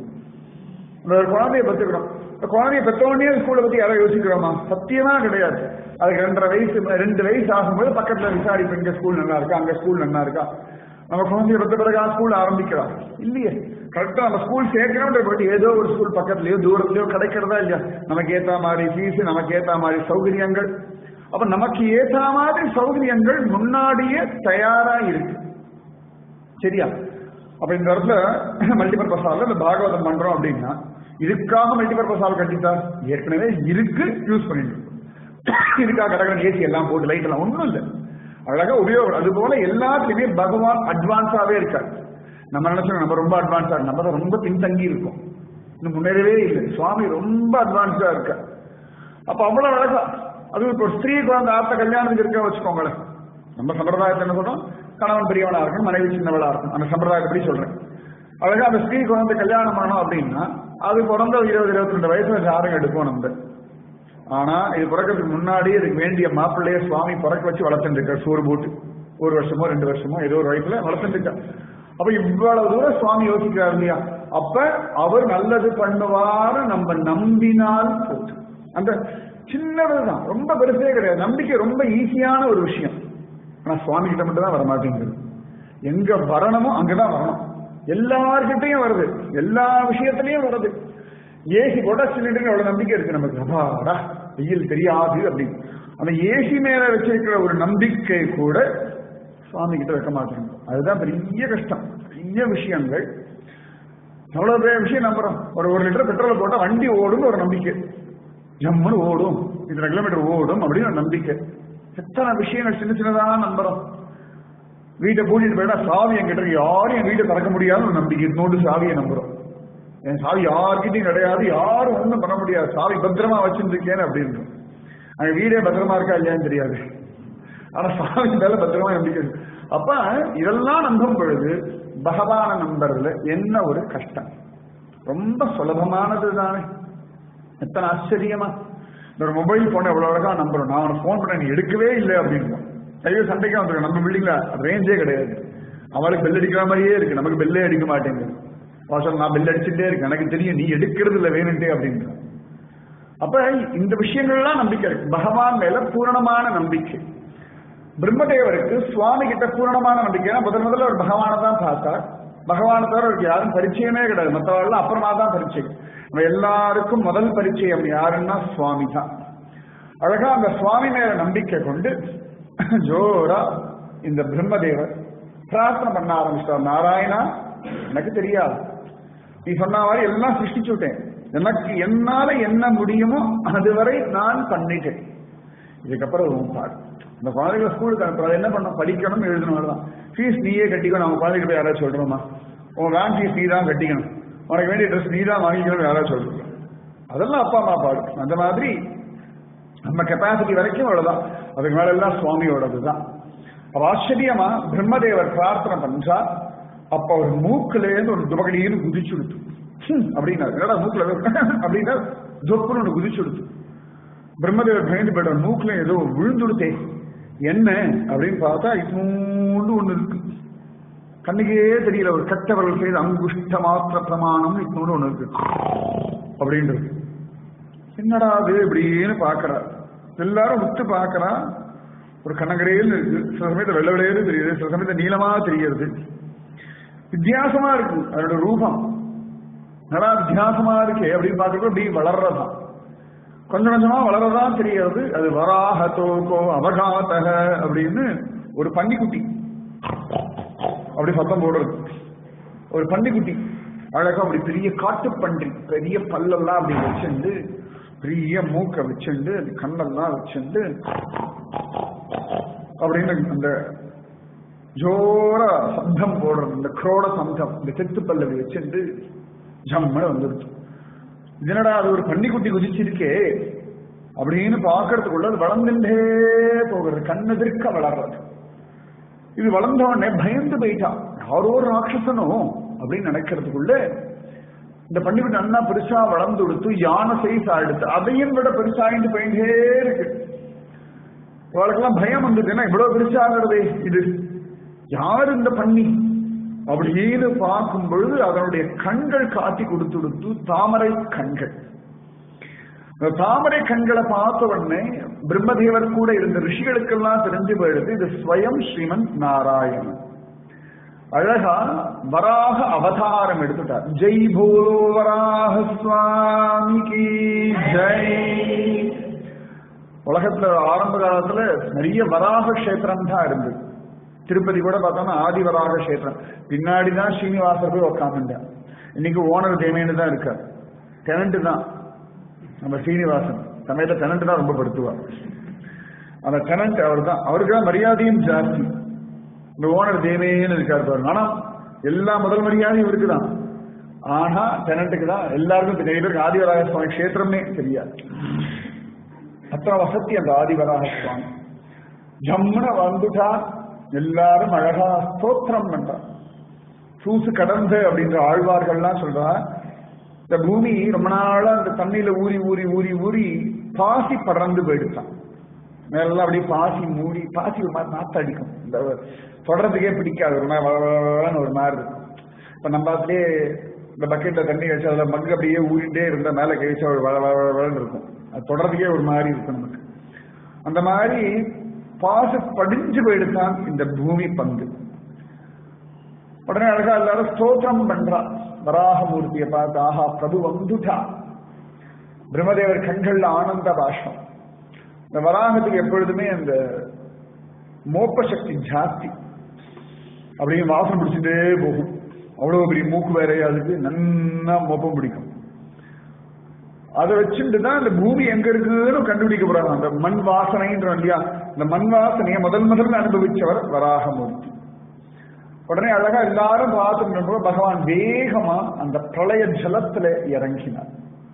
அப்படி இறங்கும்போது அப்படி எல்லா பக்கம் நாலா பக்கம் இந்த ஜலம் தெளிச்சல். எல்லாரும் பார்த்துட்டு இருக்கும் பொழுது வராக சுவாமி நேர உள்ள போறார். இந்த பிரளய ஜலத்தை அப்படி தேடிண்டு போறார். தேடிண்டு போனா அங்க ஓரத்துல அந்த பூமி பந்து இப்படி இருக்கு. வராகமூர்த்தி பார்த்தா அப்படி இந்த பூமி பந்து எடுத்தான். கஷ்டப்பட்டுதான் எடுக்கல. அந்த பல்லுல கடுகு மாதிரி ஒட்டின்னு எடுத்து. அப்ப எவ்வளவு பெரியவரா இருப்பார் பார்த்துக்கோங்க. உலகம் ரொம்ப பெருசு. அந்த உலகம் வராகமூர்த்தியுடைய தெத்து பல்லுல ஒரு கடுகு மாதிரி ஒட்டின்னு இருக்கு. அதை தூக்கிட்டு அப்படி ஜம்முன்னு வராக சுவாமி.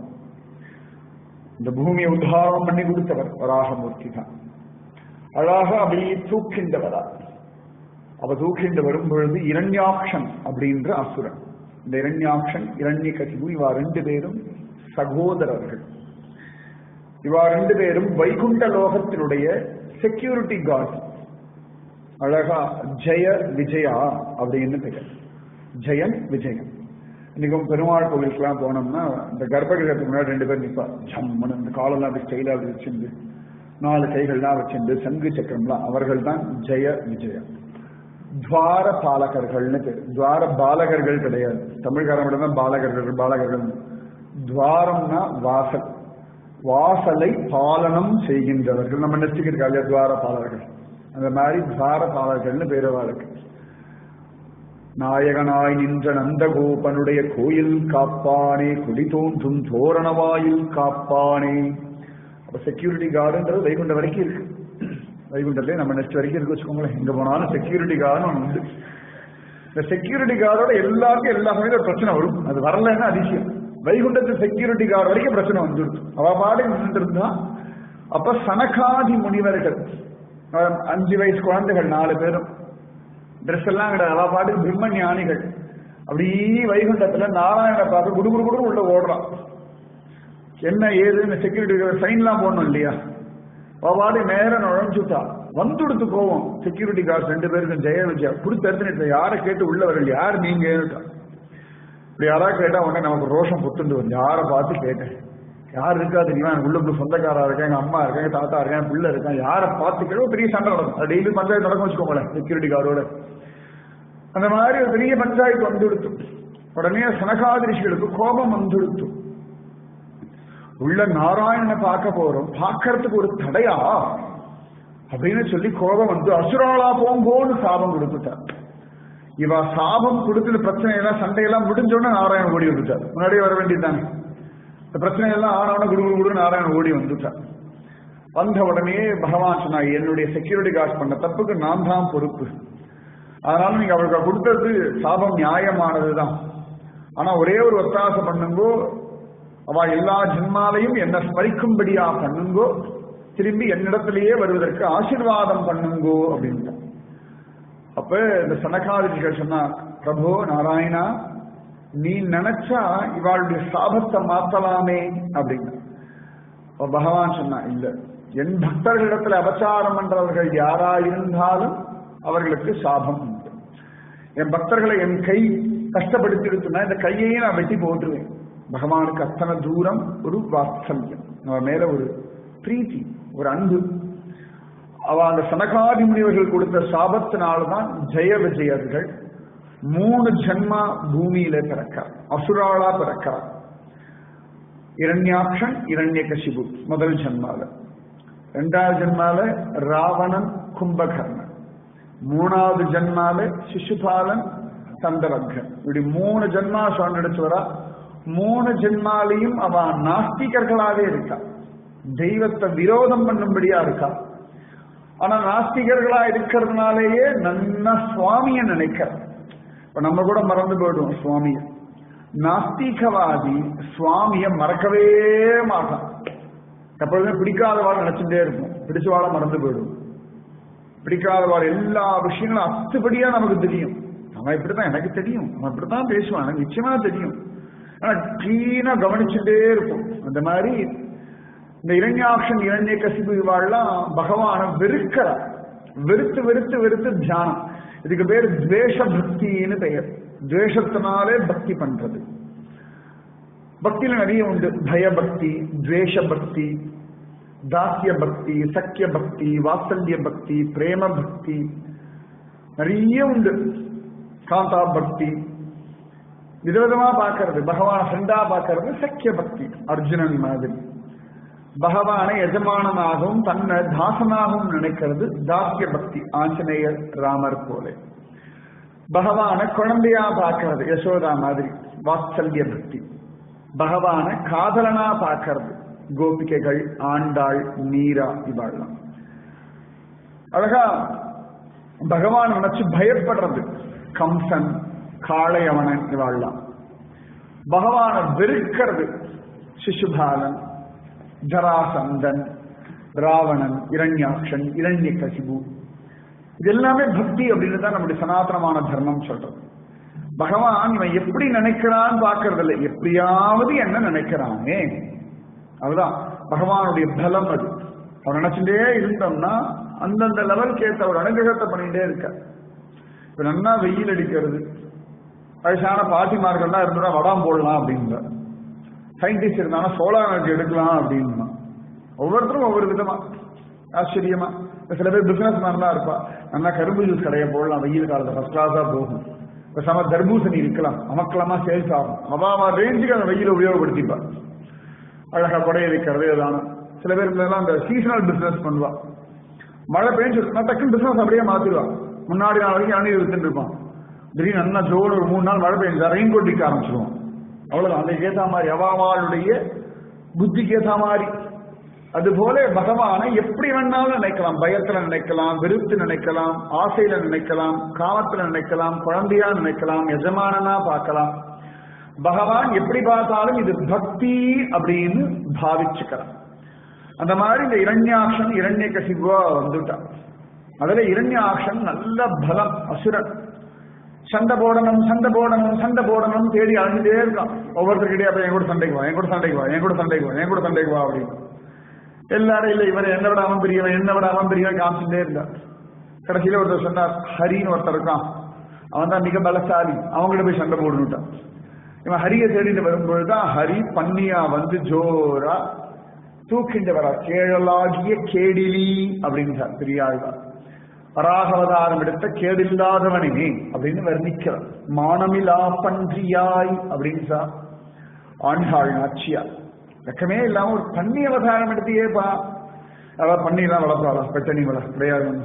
அந்த மாதிரி பன்றி அவதாரம் எடுத்திருந்து சுவாமி வந்துட்டார். ஸ்வேத வராக கல்பே அப்படின்ற இல்லையா சங்கல்பம் பண்ணும்போதுலாம் ஸ்வேத வராக கல்பம் இது. இந்த மாதிரி அழகா பகவான் பன்றி ரூபம் எடுத்திருந்து இந்த புலைய ஜலத்துல நுழைஞ்சு இப்படி தேடுறாராம். தேடி அழகா பூமியை தூக்கிண்டு அப்படி வரார். அப்படி தூக்கிண்டு வரும்பொழுதுதான் எதிர்க்க இரண்யாக்ஷன் வரான். யுத்தத்துல அவனை வதம் பண்றான். அவனோட பிரார்த்தனை அதுதான், சுவாமியோட சண்டை போடணும், சுவாமி கையினால் உசிறு போகணும், சுவாமிய அகையணும். அழகா அந்த வராகமூர்த்தி அரஞ்சே கொண்டாரு இரண்யாக்ஷன். அவ்வளவு பெரிய பலவான் கொண்டுட்டார். அழகா அந்த பூமியை தூக்கிட்டு வரும்பொழுது பூமிக்கு தேவதை பூமி தேவி, அவள் தான் நெய். அந்த பூமி தேவி அப்படி குலுங்கி குலுங்கி அழகான். அழகா ஸ்ரீமுஷ்ணம் அப்படின்னு ஒரு இடம் உண்டு, திவ்ய தேசம் இல்லை, சிதம்பரம் பக்கத்துல இருக்கிற இடம். அங்க பார்த்தா யஜ்ஞவராக மூர்த்தி உண்டு, பூவராக மூர்த்தி. அந்த இதுக்கு கையை வச்சுட்டு நிற்பார். அந்த பல்லுல வேற மேல லேசா பூமி ஒட்டின்னு இருக்கும். ரொம்ப அழகா இருப்பா சுவாமி. அங்க போனோம்னாலே சுவாமிக்கு வந்து ஒரு பிரசாதம் நிவேதனம் பண்ணுவான். கோரக்கிழங்குன்னு ஒன்று உண்டு, பன்னிக்கு ரொம்ப பிடிச்ச கிழங்கு, நம்ம ஊரெல்லாம் கிடைக்கவே இல்லையா எனக்கு தெரியல. அந்த கோரக்கிழங்கை எடுத்து இடிச்சு இந்த மாவிளக்கு மாவு மாதிரி பண்ணி அதை சுவாமிக்கு நிவேதனம் பண்ணி அதுதான் பிரசாதமா இருக்கும். ரொம்ப டேஸ்டா இருக்கும். இதுக்காக ஒரு ஸ்ரீமுஷ்ணம் போயிட்டு வாங்க, ரொம்ப நல்லா இருக்கும். ஸ்ரீமுஷ்ணம் சுவாமியை பார்க்கறதும் அழகா இருப்பார். அந்த மாதிரி அந்த வராகமூர்த்தி இந்த பூமியை அப்படி செத்துப்பல் அப்படி தூக்கிட்டு அப்படி வரார் ஜம்முன்னு. அப்ப பூமி தேவி அழகா பகவான் அப்படி மேல உட்கார்ந்து இருக்கா. அந்த பல்லுல பூமி, அந்த பூமி மேல பூமி தேவத்தை உட்கார்ந்து இருக்கா. பூமி தேவி உட்கார்ந்து அழறா. அப்ப வராகமூர்த்தி கேட்கிறா, எதுக்குமா அழறாய், கவலைப்படாதே, உன்னை பிரளய ஜலத்திலேருந்து மீட்டுட்டேன், அழகா இரண்யாக்ஷனை வதம் பண்ணிட்டேன், ஒன்னும் பயப்பட வேண்டாம், எல்லாம் நல்லா ஆயிடுது அப்படின்னு பூதேவி சொன்னா. அதுக்கெல்லாம் அழல பிரபு, எதுக்கு அழவே அப்படின்னா, நீங்க கொண்டு அழகா இந்த ஜலத்து மேல வச்சிருவேன், இனிமேல் நிறைய மனுஷர்கள்லாம் வந்து என் மடியில வந்து தங்குவா, அவள்லாம் என் குழந்தைகள், அந்த குழந்தைகள்லாம் நல்ல கதி அடையறதுக்கு நீங்க என்ன பண்ண போறேன்னு ஒரு கவலை வந்துடுத்து, அதான் அழுக அப்படின்னு. உடனே பகவான் சிரிச்சு, நான் இதுக்குதான் அழுதையா, இன்னும் குழந்தைகளே பறக்கல அவன் மடியில, அதுக்குள்ளேயே அவ்வளவு வாத்சல்யமா பூமா தேவிக்கு. அதான் பூமி எல்லாரும் கொண்டாடுறோம். அத்தனை பேர் சயின்டிஸ்டா இருக்கட்டும், இயற்கை ஆர்வலர்களா இருக்கட்டும், எல்லாருக்குமே இந்த பூமி அப்படின்னா அதுக்கு ஒரு தனி மரியாதை உண்டு, பக்தியிலேருந்து எல்லா விஷயத்திலையுமே. அப்ப வராகமூர்த்தி சொன்னார், ஸ்திதே மனசி சுஸ்வஸ்தே ஷரீரே சதியோ நரக தாத்து சாம்யே ஸ்திதே ஸ்மர்த்தா விஸ்வரூபம் ச மாமஜம் ததஹஸ்தம் பிரியமானம் து காஷ்டபாஷாண சந்நிபம் அஹம் ஸ்மராமி மத்பக்தம் நயாமி பரமாம் கதிம். அழகா சொல்றார், அம்மா கவலைப்படாது, உன்னுடைய மடியில பிறக்கிற குழந்தைகளுக்கு இந்த ஒரு உத்தரவாதம், இந்த ஒரு ப்ராமிஸ் நான் பண்றேன். என்ன அப்படின்னா, ஸ்திதே மனசி சுஸ்வஸ்தே ஷரீரே சதியோ நரக தாத்து சாமியே ஸ்திதே ஸ்மர்த்தா விஸ்வரூபம் ச மாமஜம். உடம்பு நல்ல தெம்பா இருக்கு இல்லையா, புத்திலாம் தெளிவா இருக்கு இல்லையா, இதை பண்ணலாமா அதை பண்ணலாமா கடந்து அலையிறோம் இல்லையா. பகவான் சொன்ன அந்த மாதிரி சமயத்துல என்ன நினைச்சு வச்சிரும். நீ நன்னா இருக்கும் பொழுது அப்பப்போ உனக்கு தோணும் போதுல நினைச்சு வச்சிரும். எப்பெல்லாம் தோன்றதோ சரி, காத்தால தோன்றதா சரி, கொஞ்சம் ஒரு ஸ்லோகம் சொல்லு. அதுக்காக தான் பிரிவா திரும்ப திரும்ப இந்த ஸ்லோகம் இதெல்லாம் எதுக்கு வச்சுக்காம பகவான் நினைக்கிறதுக்கு தான். அப்பப்ப ஒரு ஏகாதசி, ஒரு அமாவாசை, சிவராத்திரி, சங்கடகர சதுர்த்தி, கிருத்திகை எல்லாம் எதுக்குன்னா திரும்ப திரும்ப நம்ம பகவத் ஸ்மரணையில் இருந்துட்டே இருக்கணும். அதுக்காக தான் மாத்தி மாத்தி மாத்தி மாத்தி ஏதான ஒரு வந்துட்டே இருக்கு நம்ம சனாதனமான தர்மத்துல. இந்த மாசம் ஒன்றும் இல்லை அப்படின்னு ஒண்ணுமே கிடையாது. எல்லா மாசம் ஏதாவது விசேஷம், எதுவுமே இல்லைன்னா ஏகாதசி அமாவாசையும் வந்துடும், பௌர்ணமி வந்துடும், கிரிவலம் வந்துடும், ஏதான ஒண்ணு பாருங்க. சின்ன சின்ன இயற்கை நிகழ்வுகள் கூட தெய்வ சம்பந்தமான தியானத்துல கொண்டு போய் நம்ம பெரியவா நம்மளை வச்சுடும். எத்தனைக்கத்தனை பகவான நினைக்கிறோமோ அத்தனைக்கத்தனை நமக்கு நல்லது, பாசிட்டிவான ஒரு சக்தி கிடைக்கும். பகவான் சொன்ன உனக்கு எப்பெல்லாம் தோன்றதோ நீ நன்னா இருக்கும் பொழுதெல்லாம் என்ன நினைச்சு வச்சுடும். சமயத்தை நம்ம சொல்லுவோம், என்ன நினைச்சியா நீ, எத்தனை நாள் ஆயாச்சு, ஒரு போன் உண்டா, ஒரு SMS உண்டா, ஒரு வாட்ஸ்அப் மெசேஜா உண்டா, அப்படிலாம் கேட்போம். அது எப்ப கேட்போம் அப்படின்னா, என்னைக்காவது குறையே இருக்குன்னா அவ நினைக்கிறான்னு சொல்லி போன் பண்ணி சண்டை போடுவோம். அதுக்கு முன்னாடி பண்ண மாட்டோம். குறையேறும் பொழுது இவன் நினைக்கிறா அப்படின்னு பகவான் சொல்றான், உனக்கு எப்பெல்லாம் தோன்றது நினைச்சு வைங்க. அதுக்கு ஆத்தர எழுந்தவன கிருஷ்ணாராமா கோவிந்தான்னு ஒரு பஜனை. அது இப்ப எத்தனையோ பேர்லாம் டிவியில உபன்யாசம் எல்லாம் பண்றான். அதெல்லாம் கேட்டாலே பகவத் ஸ்மரணம் வந்து விடுறது இல்லையா. முன்னாடிலாம் கதல 6 மணி 7 மணிக்கு அப்படிதான் பண்ணிட்டு இருந்தான். அப்புறம் அந்த 6 மணி 7 மணி நிறைய பேர் பார்க்காம ஓடி போயிடுறான், பிஸியா இருக்கும். அதனால 10 மணிக்கெல்லாம் வர ஆரம்பிச்சுட்டான், 11:30 மணிக்கெல்லாம் வர ஆரம்பிச்சுட்டான், மத்தியானம் 1:30 மணிக்கு வர எப்பதான் வந்துட்டு இருக்கான். அப்பதான் பகவான் நம்ம நினைக்க வைக்கிறது மாத்தி மாத்தி யாரோ ஒரு உபன்யாசம் பகவத் விஷயம் எல்லாம் நடந்துட்டு தானே இருக்கு. அப்ப இந்த பகவான நினைக்கிறது இருக்கு அப்படின்னா, இந்த சஞ்சலமான மனசை சமாதானப்படுத்துறதுக்கு, மனசு சமாதானமா இருந்தா நிறைய காரியங்கள் நம்மளால சாதிக்க முடியும். அப்ப பகவான் சொல்றான், யார் உடம்பு நல்லா இருக்கும் பொழுது, மனசு நல்லா இருக்கும் பொழுது என்ன நினைச்சு வைக்கிறாளோ சதகத்தம் பிரியமானம் து காஷ்டபாஷான சந்நிபம் அகம் ஸ்மராமி மத்பக்தம் நயாமி பரமாம் கதி. அப்படி யார் என்ன நினைக்கிறாளோ அவளோட கடைசி காலம்னு ஒண்ணு இருக்கு இல்லையா, கட்டை போல கல்லு போல அப்படி கிடக்குறா. அப்படி ஒன்றும் பண்ண முடியல, அவளால ஒண்ணுமே பண்ண முடியல, அப்படி படுத்த படுக்கையா இருக்கா இல்லையா, ஹாஸ்பிட்டல்லையோ வீட்லயோ. அந்த கடைசி மரண காலம், அந்த சமயத்துல பகவான் சொல்றான், அந்த சமயத்துல அந்த பக்தனை அந்த பக்தையை நான் நினைக்கிறேன். அகம் ஸ்மராமி மத்பக்தம் நயாமி பரமாம் கதி. உடம்பு நல்லா இருக்கும் பொழுது மனசு நல்லா இருக்கும் பொழுது நீ நினைச்சு வச்சுட்டேன்னா அவனை அவளை அவளுக்கு முடியாம கிடக்கிறா இல்லையா, அப்ப நான் நினைக்கிறேன். பகவான் நம்மளை நினைச்சுட்டாருன்னா இதை விட வேற என்ன வேணும். ரொம்ப ஒருத்தர் நல்லவரா இருக்கார், நம்ம மேல ரொம்ப அபிமானம் உடையவரா இருக்கார், நம்ம மேல ரொம்ப அன்போட இருக்கார், அவர் நம்மளை நினைக்கிறேன் அப்படின்னு அவ்வளவு சந்தோஷம். நான் நேற்று கூட நினைச்சேன் அப்படின்னா உடனே ஒரு சந்தோஷம். என்ன நினைச்சேலா சமயத்துல இந்த எங்கேயாவது ஒரு கல்யாணத்துக்கோ ஏதாவது ஃபங்க்ஷனுக்கோ போவோம், அங்க ஏதாவது ஒரு பக்ஷணம் போடுவா, ஒரு மைசூர் பாக்கோ ஜாங்கிரியோ, அது பேரனுக்கோ பேத்திக்கோ பிடிக்கும். உடனே பாட்டிக்கு முதல்ல அதான் போகணும், என் பேரனுக்கு ரொம்ப பிடிக்குமே. எங்கேயாவது ஒரு சீடையோ முறுக்கோ போடுவா, இந்த சீடை என் பேரனுக்கு பிடிக்கும், கிருஷ்ணனுக்கு பிடிக்கும்னு சொல்ல மாட்டான். எங்கேயாவது பானக நரசிம்மர் நிவேதனம் பண்ணுவா, பானம் குடிச்சு என் பேரனுக்கு ரொம்ப பிடிக்கும், என் பேத்திக்கு ரொம்ப ரொம்ப பிடிக்கும். இங்க நரசிம்மர் தியானமே வராது, கிருஷ்ணனுக்கு சீடை பிடிக்கும்னே தோணாது. வெண்ணைய பார்த்தா முதல்ல யாரும் தோணும், கிருஷ்ணா தானே தோணும். ஏதான பாட்டியை பார்த்து வெண்ணையை பார்த்தா என்ன தோணுனா, என் பேரனுக்கு வெண்ணையை பிடிக்கும், நல்லா உரிக்கிறனே ஜம்முன்னு சாப்பிடுவோம். ஏதான லட்டு திருப்பதி லட்டு கிடையாது, என் பேரனுக்கு லட்டு பிடிக்கும், திருப்பதி பெருமாள் லட்டு பிடிக்கும் யாருக்கும் தோன்றது இல்லை. அதான் அதிசயம். நமக்கு வேண்டப்பட்டவாமே ஒரு அபிமானம் இருந்தா அவளுக்கு பிடிச்சதை நம்ம நினைக்கிறோம் இல்லையா, அதுபோல சுவாமி சொல்றாரு, நீ நன்னாருமே நினைச்சு வச்சிரு, உன்னை நான் நினைக்கிறேன்.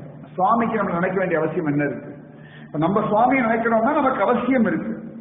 ஆனா சுவாமி ஏன் நினைக்கிறார் அப்படின்னா நம்ம மேல ஒரு அபிமானம். எத்தனையோ வயசானவாளெல்லாம் அவாத்து குழந்தைகள்லாம் கொண்டு போய் முதியோர் இல்லத்துல விட்டுடுறான். மனிதாபிமானம் இல்லாம மறந்தே போயிடுறா. அதுக்கப்புறம் யோசிக்கல, மாசம் மாசம் பணம் கொடுக்கறதோட சரி தலையெழுத்து.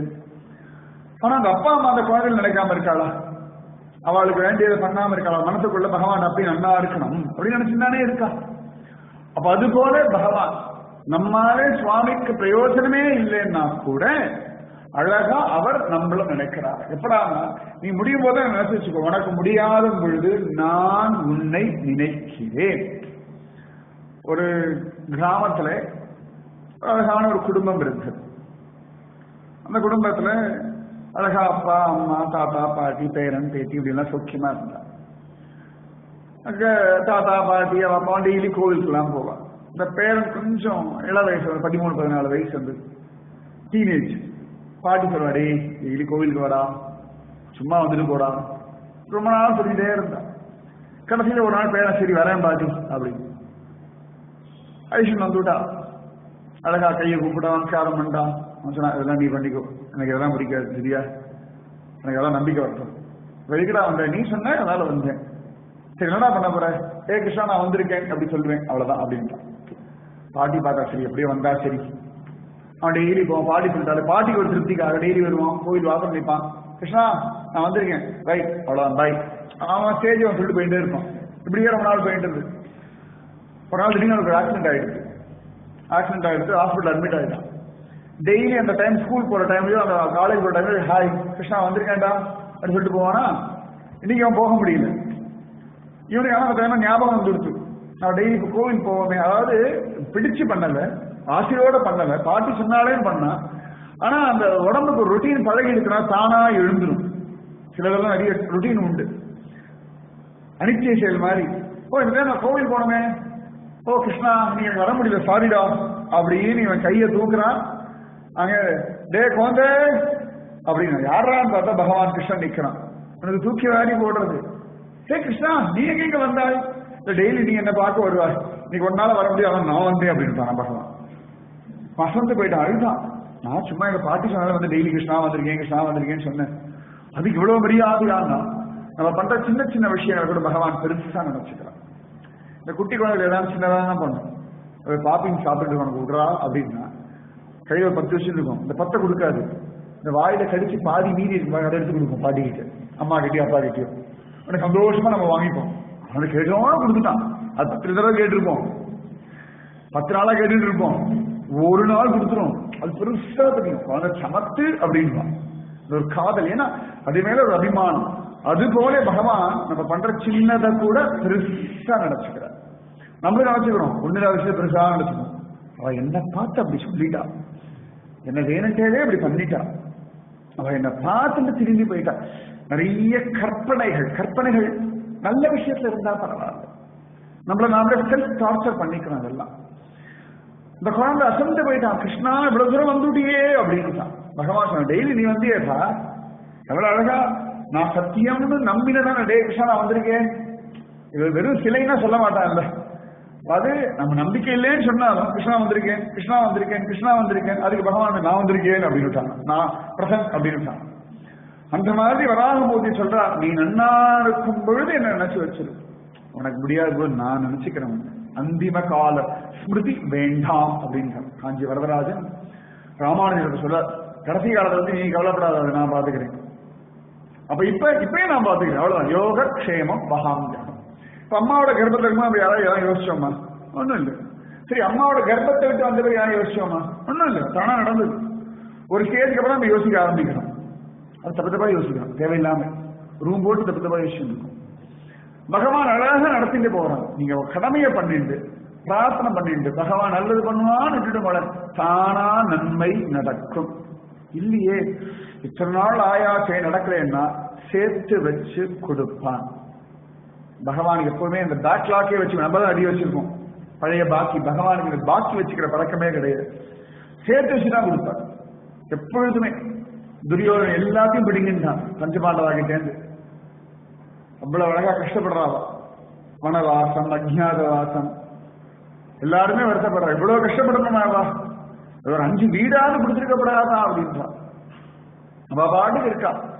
குருஷேத்திர யுத்தம் எல்லாம் நடக்கிறது. அவளுக்கு நியாயமா வர வேண்டியது யுத்தம் பண்ணி வாங்க வேண்டியிருக்கு. ஆனா எல்லாத்தையும் அவ கூட பகவான் இருந்தான். இவ இவ்வளவு கஷ்டப்பட்டதுனாலேயே லோகத்துல எல்லாருக்கும் அவன் மேல மரியாதை. இந்த இத்தனை வருஷத்துல பகவான் எல்லாத்தையும் சேகரிச்சு வச்சுட்டு யுத்தத்துல எல்லாத்தையும் பிடுங்கி துரியோதன் வச்சிருந்த ராஜ்யத்தையும் பிடுங்கி கொடுத்துட்டார். துரியோதனை அவளை இந்திரபிரஸ்தம் மட்டும்தான் பிடுங்கிட்டான். பகவான் என்ன பண்ணா அவனை அஸ்தினாபுரத்தை சேர்த்து பிடுங்கி இருந்தாட வட்டியை முதல்ல சேர்த்து கொடுத்துட்டான். எப்படி ஜாலியா அவ 12 வருஷம் காட்டுலாம் சுத்தி பார்த்து சௌக்கியமா இருந்தா. ஒரு வருஷம் வனவாசம், நிறைய அனுபவங்கள், நிறைய பெரியவாளெல்லாம் பார்த்தா. அப்ப பகவான் என்ன பண்ணுவான்னா எல்லாம் சேர்த்து வச்சு கொடுப்பான். இந்த போனஸ் கொடுக்கறா, ஜாக் பாட் அப்படின்றது இல்லையா. நல்லா கவனிச்சு சில சந்தர்ப்பங்கள் அம்மா நம்ம தான் கேட்போம், சாக்லேட் கேட்போம், அம்மா தரமாட்டேன் இப்பெல்லாம் கிடையாது சும்மா படு அப்படின்னு. இந்த குழந்தை சொல்லி பேச்சு கேட்டு சமத்தா இருந்துச்சுன்னா அப்புறம் அம்மாவே 2 சாக்லேட் கொடுப்பார். அது இன்னொரு ஒரு சாக்லேட் பெரிய சாக்லேட் கொடுப்பா. ஏன்டான்னா அதுக்கு அது கொடுக்கணும், அது தர்மம். நம்மளே அது கேட்கறது கொடுக்கணும் இல்லையா. இப்ப நமக்கே யாராவது நம்மகிட்ட கேட்டுட்டு அதை பண்ணலைன்னா ஒரு வெக்கம் பிடிங்கிட்டீங்கிறதா சுவாமி. நம்மளோட ரோஷன் ஜாஸ்தியா வருது, நமக்கு ரோஷன்லாம் கிடையாது வச்சுக்கோங்க.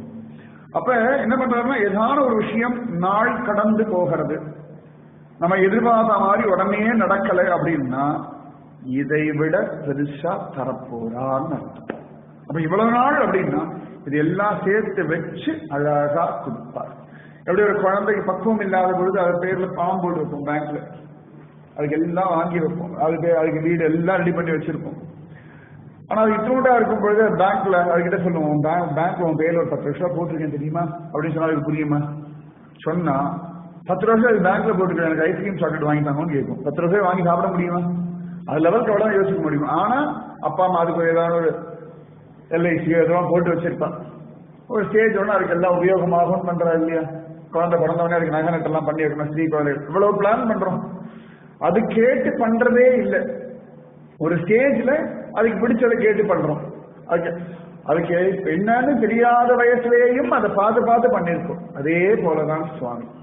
அதனால பகவான் சொல்றான், நான் பார்த்துக்கிறேன்ப்பா, நீ கவலைப்படாது. எதுவுமே பகவான் குறைச்சு கொடுக்க மாட்டான், அதிகமாத்தான் கொடுப்பான். அதிகமா தான்.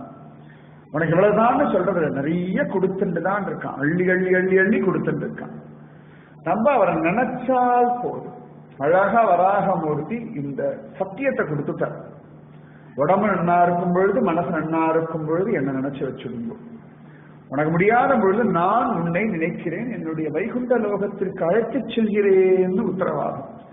இதை கேட்டுட்டு தான் பூமாதேவி காத்திருந்து கலியுகத்திலே ஆண்டாளா பிறந்து திருப்பாவை பாடி அந்த ரகசியத்தை நமக்கு சொல்லிட்டார். பூமாதேவி தான் ஆண்டாள். அப்ப பகவான் அந்த பூமியை தூக்கி கொண்டு கொடுத்துட்டு அழகா எல்லாருக்கும் அனுகிரகம் பண்ணா, சுவாயம்புவ மனு சதரூபாக ஆசீர்வாதம் பண்ணி நன்னா குழந்தைய பற்றி சௌக்கியமா இருங்கோ அப்படின்னு ஆசீர்வாதம் பண்ணா. சுவாயம்புவ மனுவும் சதரூபாவும் அந்த பூமியில முதல் குடுத்தனம். அவாதான் முதல்ல பூமியில தம்பதிகள் அப்படின்னா சுவாயம்புவ மனுவும் சதரூபாவும், வேற யாரும் கிடையாது. எப்படி யோசனை பண்ணி பாருங்க. ஐரோப்பா, ஆஸ்திரேலியா, அமெரிக்கா, இந்தியா, ரஷ்யா எல்லாருக்கும் சேர்த்து 2 பேர், ஆளே கிடையாது. அவ ராஜ்யம் முழுக்க அவ பாடு இருந்தா அவளுக்கு பிறந்த குழந்தைகள் தான் அழகா ஆகூதி, தேவகூதி, பிரசூதி, உத்தானபாதன், பிரியவிரதன் 5 குழந்தைகள், 3 பெண் குழந்தைகள், 2 ஆண் குழந்தைகள் அவளுக்கு பிறக்கிறார். அந்த வம்சத்துல வந்தவர்கள் தான் நம்ம அத்தனை பேரும். அதனாலதான் மனுஷிகள் அப்படின்னு பேர். இப்படி வராகவதாரம் எடுத்து பகவான் பூமியை உத்தாரணம் பண்ணார் ஜோரா. அதனால எப்பொழுதுமே வராகருக்கு நம்ம அத்தனை பேருமே நன்றி கடன் பட்டிருக்கோம். இன்னைக்கு வராக கஷேத்திரம் நிறைய உண்டு. நம்ம ஏரியா பக்கத்துல அப்படின்னா திருவிடந்தை, இந்த இடம் திருஇடையந்தைன்னு பேரு, மகாபலிபுரம் போற வழியில அது வராக கஷேத்திரம். அந்த இடத்துல சுவாமி அப்படி தாயாரை தூக்கி வச்சுட்டு உபதேசம் பண்ணுவார். கரெக்டா இந்த ஸ்லோகம் சொல்ற மாதிரி உபதேசம் தூக்கி வச்சு ரொம்ப அழகா நிற்பார் சுவாமி. ஜெய் போலோ ஸ்ரீ பூவராக சுவாமிக்கு ஜெய். அப்ப நாம பக்தி பண்ணா போதும். பிரம்மதேவர் பக்தி பண்ணார், பகவான் கிட்ட ஒப்படைச்சார். பகவான் தானாகவே மூக்கிலேந்து குதிச்சார். இனிமேல் மூக்கு தொடும்போதெல்லாம் வராக நினைச்சுக்கோங்க. மூக்கு மேல கோவம் வருதுன்னா வராக நினைச்சுக்கோங்க. மூக்கை ஏதாவது விழுந்தா வராக நினைச்சுக்கோங்க. மூக்கை தொட்டாலே வராகர். மூக்கு அப்படின்னா வராகர் தான். பல்லுன்னா நரசிம்மர். அது பல்லு அவர்தான். இப்ப வராகரையும் பல்லு நினைச்சுக்கலாம். எங்கேயாவது யாராவது பல்லு எடுக்க ஒட்டிட்டு இருக்கிறத பார்த்தா வராகர் பல்லுல பூமி ஒட்டில நினைச்சுப்போம். டெய்லி இப்படி நினைச்சுக்கலாம். ஆனந்தமா சௌக்கியமா சுவாமி ஸ்மரணம். அப்ப பிரம்மதேவர் அவ்வளவு பெரியவரே, எனக்கு ஒன்னும் தெரியாதுப்பா, நாராயணா வழிகாட்டுன்னு பிரார்த்தனை பண்ணார். பகவானே எல்லா பிரயத்தனமும் பண்ணி அவரே எல்லாத்தையும் சரி பண்ணார். அவரே அழகா இரண்யாட்சண வதம் பண்ணார். அவரே பூமியை உத்தாரணம் பண்ணார். அவரே மனுவையும் ஸ்வதரூபாவையும் வசிக்கணும்னு சொல்லிட்டார். இப்ப பிரம்மதேவர் எவ்வளவு பிரயத்தனம் பண்ணார் சொல்லுங்க. பிரார்த்தனை ரொம்ப சுலபமான பிரயத்தனம் எதுன்னா பிரார்த்தனை. பிரம்மதேவர் தன் கடமையெல்லாம் பண்ணிட்டு இருக்கார். அவர் கடமையை விட்டுட்டு சும்மா உட்காரல, கடமையை பண்ணிட்டு பிரார்த்தனையை பண்ணா. நீங்க ஒரு பக்கம் கடமை நீங்க 1% பண்றீங்கன்னா 99% அழகா பகவான் நடத்தி கொடுத்துருவோம். அவ்வளவுதான், நீங்க பயப்படவே வேண்டாம். அழகா அது பூரணத்துவத்தை பண்ணி கொடுத்தனால பிரார்த்தனை பண்ணுங்க, பகவானே நல்லபடியா நடக்கணும். அது கல்யாணமா இருக்கட்டும், வேலை கிடைக்கிறதா இருக்கட்டும், இல்லாட்டி உங்க வியாதி சரியாகிறதா இருக்கட்டும், இல்லாட்டி ஒரு வீடு வாங்க, எதுவா வேணா இருக்கட்டும், அவளுக்கு எது தேவையோ அதை பிரார்த்தனை பண்ணுங்க. நிச்சயமா வராகமூர்த்தி நடத்தி கொடுப்பா. இந்த கல்லிடை குறிச்சின்னு ஒரு இடம் உண்டு தாமிரபரணி ஆத்தங்கரையில், அம்பா சமுத்திரம் பக்கத்துல. ரொம்ப அழகான ஒரு வராக ஐயங்கார் இல்லாத ஒரு கல்லிடைக்குறிச்சி ஊர் அது. சாதாரண பெருமாள் கோயில் ஐயங்கார் தானே இருப்பா. கல்லிடைக்குறிச்சி முழுக்க ஸ்மார்ட்டா தான். அந்த வராகரை கொண்டாடுற அத்தனை பேரும் ஸ்மார்ட்டா தான். அங்க இருக்கிற ஒரு பழக்கம் உண்டு. ஏதாவது நடக்கணும்னா வராகருக்கு கருட சேவை. பொண்ணு கல்யாணம் ஆகணுமா வராகர் கருட சேவை, பையனுக்கு வேலை கிடைக்கணுமா வராகர் கருட சேவை, வியாதி சரியாகணுமா கருட சேவை, வீடு வாங்கணுமா கருட சேவை. அவாவா பண்ணிட்டே வராகர் ரோட்லயே தான் இருப்பார். எப்ப பார்த்தாலும் நடத்தி காட்டிட்டு இருக்காரு இன்னி வரைக்கும்.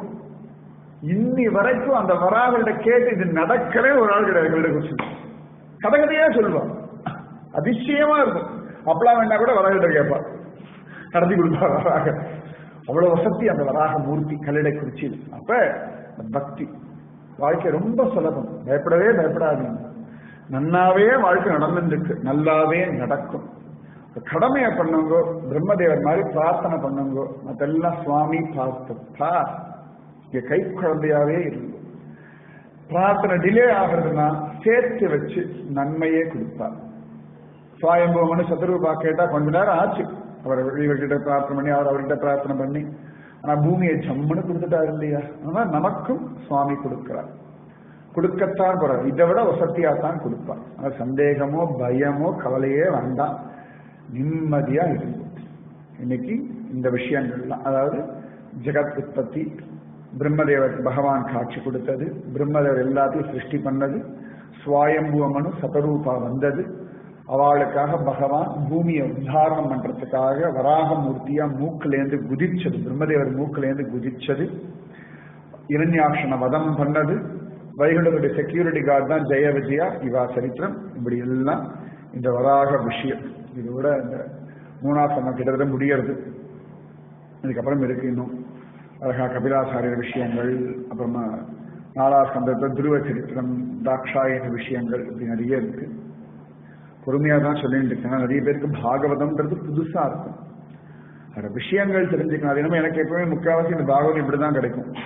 தெரியாத வாழ்க்கை பாகவதம் சொல்றதாலதான் எங்களுக்கு நிறுத்தி நிதானமா தான் சொல்ல வேண்டியிருக்கு. ரொம்ப துர்லபமா சில இடங்கள்ல மட்டும்தான் தெரிஞ்ச வாழ்க்கை பாகவதம் சொல்ற பாக்கியம் எனக்கு கிடைக்கும். அதுவும் பாக்கியம், இது ஒரு பாக்கியம். அதனால ரொம்ப நிறுத்தி நிதானமா தான் சொல்லிட்டு இருக்கேன். புரியலன்னா கேளும், நிறைய உண்டு. அது ரொம்ப ஃபில்டர் பண்ணி தான் சொல்லிட்டு இருக்கேன். ரொம்ப பெருசு பாகவதம், முக்கியமான விஷயங்கள்லாம் சொல்லிட்டு இருக்கேன். அதனால அந்த வராகமூர்த்தி நமக்கு நன்மையே பயப்போம். பூமிக்கெல்லாம் ஃபர்ஸ்ட் ஓனர் கடைசி ஓனர்லாம் யாருன்னா வராகர் தான். அதனால நில சம்பந்தமான விஷயமோ வீடு சம்பந்தமான விஷயமோ எதுவாக இருந்தாலும் வராகர் அப்படிங்கோ நடத்தி கொடுப்பார்.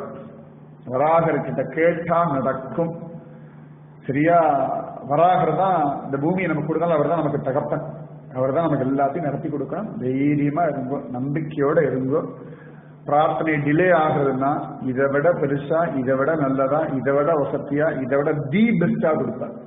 இப்ப நம்ம குழந்தைக்கு போய் அல்ப சொல்பமா ஒண்ணு கொடுக்க நம்ம ஆசைப்படவே மாட்டோம். இதை விட நல்லது, இதை விட நல்லதுன்னு இல்லையா? மாதிரி சுவாமி இதை விட பெஸ்ட் என்னன்னு தான் தேடிட்டு இருக்கார். இதை விட பெஸ்ட் கொடுக்கணும், இதை விட பெஸ்ட் கொடுக்கணும், இதை விட பெஸ்ட் கொடுக்கணும்.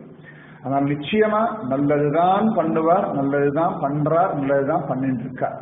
அது தைரியமா இருந்தோ நிச்சயமா மீதி விஷயங்கள் சாயங்காலம். ராதே கிருஷ்ணன். ராதே கிருஷ்ணா கிருஷ்ணா ராதே, கிருஷ்ணா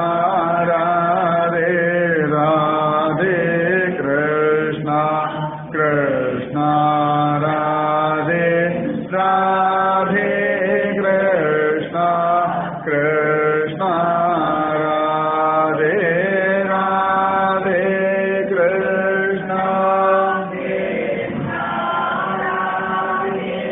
राधे कृष्ण कृष्ण राधे राधे कृष्ण कृष्ण राधे राधे कृष्ण कृष्ण राधे राधे कृष्ण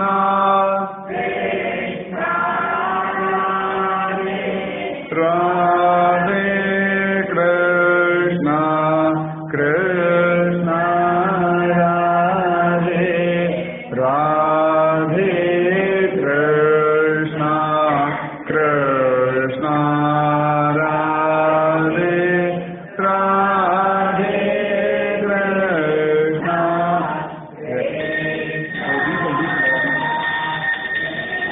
कृष्ण डीजल डीजल राधे राधे कृष्ण कृष्ण राधे राधे कृष्ण राधे राधे कृष्ण राधे जय सद्गुरु महाराज की समस्त भागवतल को गोविंद नाम संकीर्तनम गोविंदा जय जानकी कांत स्मरणम जय जय राम राम गोपिका जीवन स्मरणम गोविंदा ஆழ்வார் திருவடிகளே சரணம் ஆண்டாள் திருவடிகளே சரணம் எம்பெருமானார் திருவடிகளே சரணம் சர்வம் குருவார்ப்பணம் जय श्री राधे कृष्णा सत्संग की जय जय श्री पूज्य श्री श्री अम्मावक जय जय श्री भारत माता की जय लोका समस्ता सुखिनो भवन्तु लोका समस्ता सुखिनो भवन्तु लोका समस्ता सुखिनो भवन्तु ॐ शान्ति शान्ति जय श्री इंदु माता की जय श्री पालार माता की जय बोलो श्रीमद्भागवत महापुराण की जय बोलो श्री आदिवराह स्वामी की जय बोलो श्री वेदव्यास महर्षि की जय बोलो श्री सुखब्रह्म महर्षि की जय बोलो श्री परीक्षित महाराज की जय बोलो स्वयंभुव मनु शतरूपा की जय बोलो श्री ब्रह्मदेव की